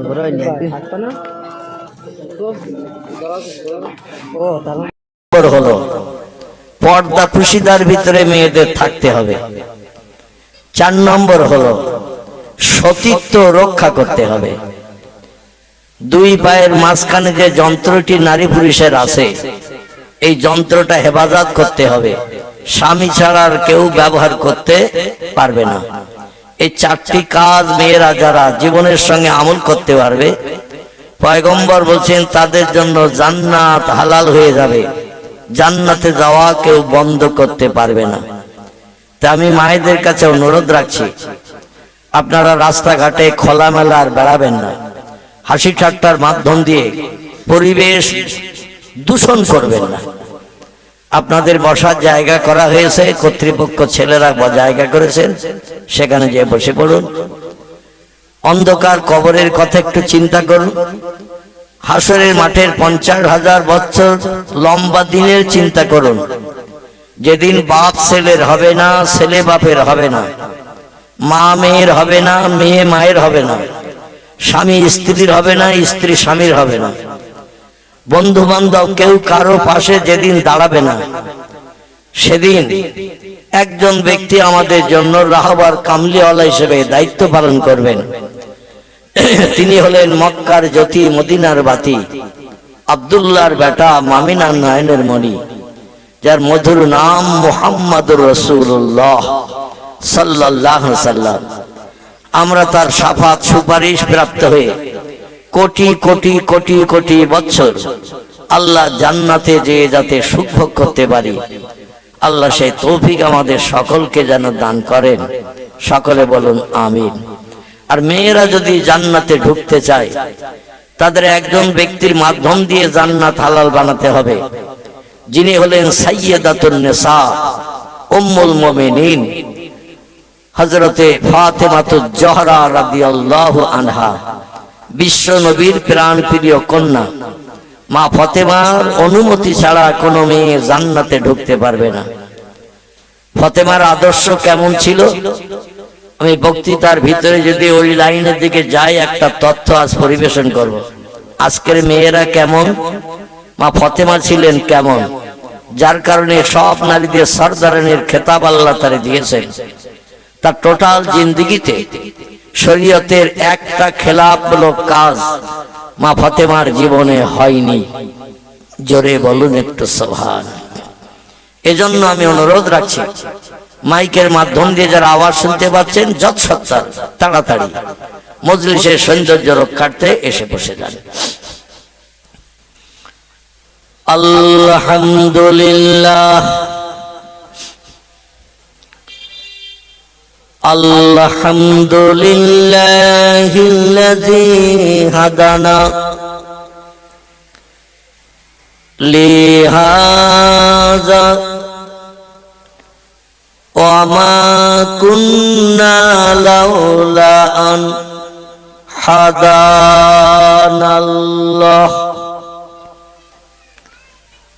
ওয়া আশহাদু আল্লা ইলাহা ইল্লাল্লাহু ওয়াহদাহু লা শারীকা লাহ শাহাদাতান মান আমানা বিল্লাহি ওয়া কাফারা বিজিবতি ওয়াত তাগুত ওয়া আশহাদু আন্না সাইয়্যিদানা ওয়া নাবিয়ানা ওয়া হাবিবানা ওয়া শাফিয়ানা ওয়া সামাদানা ওয়া মাওলানা মুহাম্মাদান সাল্লাল্লাহু আলাইহি ওয়া সাল্লামা আবদুহু ওয়া রাসূলুহু নবিয়ুল মাকারিমিল আখলাকিল মাওসুফ ওয়া বিল কামালিল আওসাফিল মানউত ফাকাদ ক্বালা আল্লাহু তাআলা ফি কালামিহিল মাজিদ ওয়া ফিল ফুরকানিহিল হামিদ আউযু বিল্লাহি মিনাশ শাইতানির রাজিম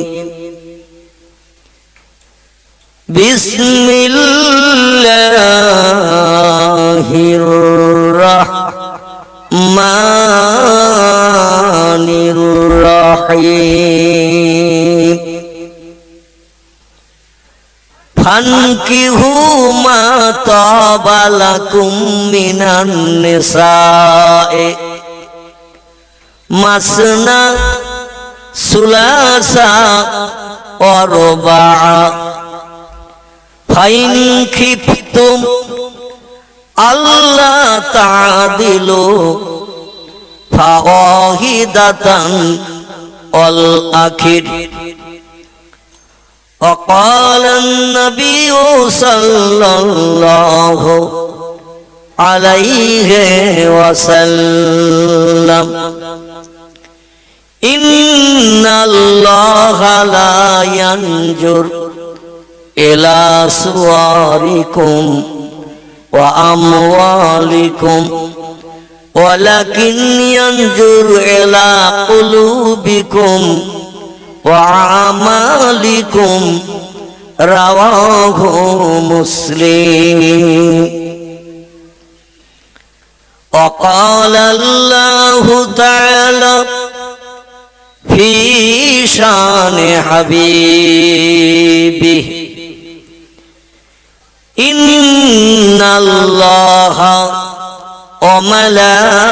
وملائكته يصلون على النبي يا أيها الذين آمنوا صلوا عليه وسلموا تسليما اللهم সাল্লি আলা সাইয়্যিদিনা মাওলানা মুহাম্মদ ওয়া আলা আলি সাইয়্যিদিনা। আরো একটু জোরে পড়তে হবে। দাঁড়ান, মাইকের মাধ্যম দিয়ে আপনাদের কণ্ঠের আওয়াজ যেন রাস্তার মানুষের কানে যায়। বসে আছেন 20-25 জন মানুষ, কিন্তু হরেনের মাধ্যম দিয়ে মানুষের কানে আওয়াজ যায় যেন 300 লোকের আওয়াজ। কষা বললাম, 300 লোক বসে আছেন, এইরকম একটা আওয়াজ যেন রাস্তাঘাটে পথে যারা চলছে তাদের কানে যেন এইরকম আওয়াজ যায়। একটু জোরে পড়া যাবে? যাবে? আমাদের ভারতবর্ষের জাতির জনক যিনি, তার নাম হলো মোহনদাস করমচাঁদ গান্ধী। শর্ট নেমে তার নাম হয় মহাত্মা গান্ধী, মানে ছোট নামে তারে মহাত্মা গান্ধী বলা হয়। তার পুরো নামটা হলো মোহনদাস করমচাঁদ গান্ধী, যিনি বিপ্লবী নেতা, জাতির জনকের মর্যাদা পেয়েছেন। ইনি একটি তত্ত্ব দিয়েছেন ইতিহাসে। বইটির নাম হযরত মুহাম্মদ সাল্লাল্লাহু আলাইহি সাল্লাম সম্পর্কে অমুসলিম মনীষীদের বাণী। কি নাম বললাম? হযরত মুহাম্মদ মুস্তাফা সাল্লাল্লাহু আলাইহি সাল্লাম সম্পর্কে অমুসলিম মনীষীদের বাণী। বইটির লেখকের নাম ডক্টর আফাজুল্লাহ এবং রোমেনা আফাজ, দুইজন মিলে এই বইটি লিখেছেন। বিভিন্ন ইতিহাস থেকে ঘেটে ঘেটে তত্ত্বগুলো তাদের বইতে উদ্ধৃতিমূলক তুলে ধরেছেন। আমি সেই বই থেকে গোটা কয়েক তত্ত্ব পরিবেশন করছি, যাতে নবীর মহব্বতে দরিদের আওয়াজ একটু বেশি হয়। শুনবেন তত্ত্বগুলো? কি বলবো না বলবো না? আলহামদুলিল্লাহ। মহাত্মা গান্ধী বলছেন, প্রতীচ্য যখন অন্ধকারে নিমজ্জিত ছিল, প্রাচ্যের আকাশে উদয় হয়েছিল এক উজ্জ্বল নক্ষত্র। তা থেকে আর্ত পৃথিবী পেয়েছিল আলো, তামাম দুনিয়ার মানুষ পেয়েছিল স্বস্তি ও শান্তি। সেই নক্ষত্রটির নাম মক্কার জ্যোতি, মদিনার বাতি, আব্দুল্লাহর বেটা, আমিনার নয়নের মণি, যার মধুর নাম আল্লাহ কোরআনেই কোট করেছেন, ওমা মুহাম্মাদুন ইল্লা রাসূলুন কদ খালাত মিন ক্বাবলিহির রাসূল। জোরে বলুন একটু আল্লাহু আকবার। হয়নি? একটু বেরিয়েছে নাকি? আশা রাখি পরস্পর আরো একটু বাড়বে। আল্লাহ পৃথিবীতে মহামানব ইতিহাস আলগা করলে অনেক মহামানবের নাম দেখতে পাওয়া যায়, যারা জনগণের নেতৃত্ব দিয়ে পৃথিবী থেকে বিদায় হয়ে কেউ বা শাসনে, কেউ বা কবরে চলে গেছে। যারা জনগণকে ফেভার করতে পেরেছে, নেতৃত্ব দিয়ে ধর্ম পরিচালনা করে মানুষের কাছে সুনাম অর্জন করেছে, তাদের নাম ইতিহাসে লিপিবদ্ধ হয়েছে। আর যারা ধর্ম পরিচালনা করে জনগণকে ফেভার করতে পারেনি, খুশি করতে পারেনি, সন্তুষ্ট করতে পারেনি, তাদের নাম ইতিহাসের পৃষ্ঠায় উঠেনি। তারা মানুষের অন্তরের আড়ালে চলে গেছে। যারা নেতৃত্ব দিয়ে জনগণকে ফেভার করেছেন, খুশি করেছেন, সন্তুষ্ট করেছেন, এদের কারোবা নাম রামকৃষ্ণ পরমহংসদেব, কারোবা নাম বুদ্ধদেব, কারোবা নাম চৈতন্যদেব, কারোবা নাম গুরু নানক, কারোবা নাম মহাবীর, কারোবা নাম আচার্য কেশবচন্দ্র, কারোবা নাম মোজেস, কারোবা নাম যিশু, কারোবা নাম সক্রেটিস, কারোবা নাম বালক ব্রহ্মচারী, কারোবা নাম বাবা রামদেব। বর্তমান একবিংশ শতাব্দীর যুগে ভারতবর্ষের উত্তরপ্রদেশের জমিনে একজন ব্যক্তি হিন্দু ভাইদের মহামানবের স্বীকৃতি পেয়েছেন। লোকটির নাম হলো বাবা রামদেব। তার জীবন আদর্শ এদেশের হিন্দু ভাইরা মেনে চলার চিন্তা ভাবনা করছেন। এইভাবে যত নেতার নাম ইতিহাসে পাওয়া যায়। আবার আমাদের পয়গম্বর মুহাম্মদের রাসূলুল্লাহর নামটাও ইতিহাসে লিপিবদ্ধ হয়েছে। জোরে বলুন সুবহানাল্লাহ। একটা বইয়ের নাম করি, তাহলে আমাদের পয়গম্বরের নাম কেমন এসেছে একটু তথ্যটা শুনে নেন।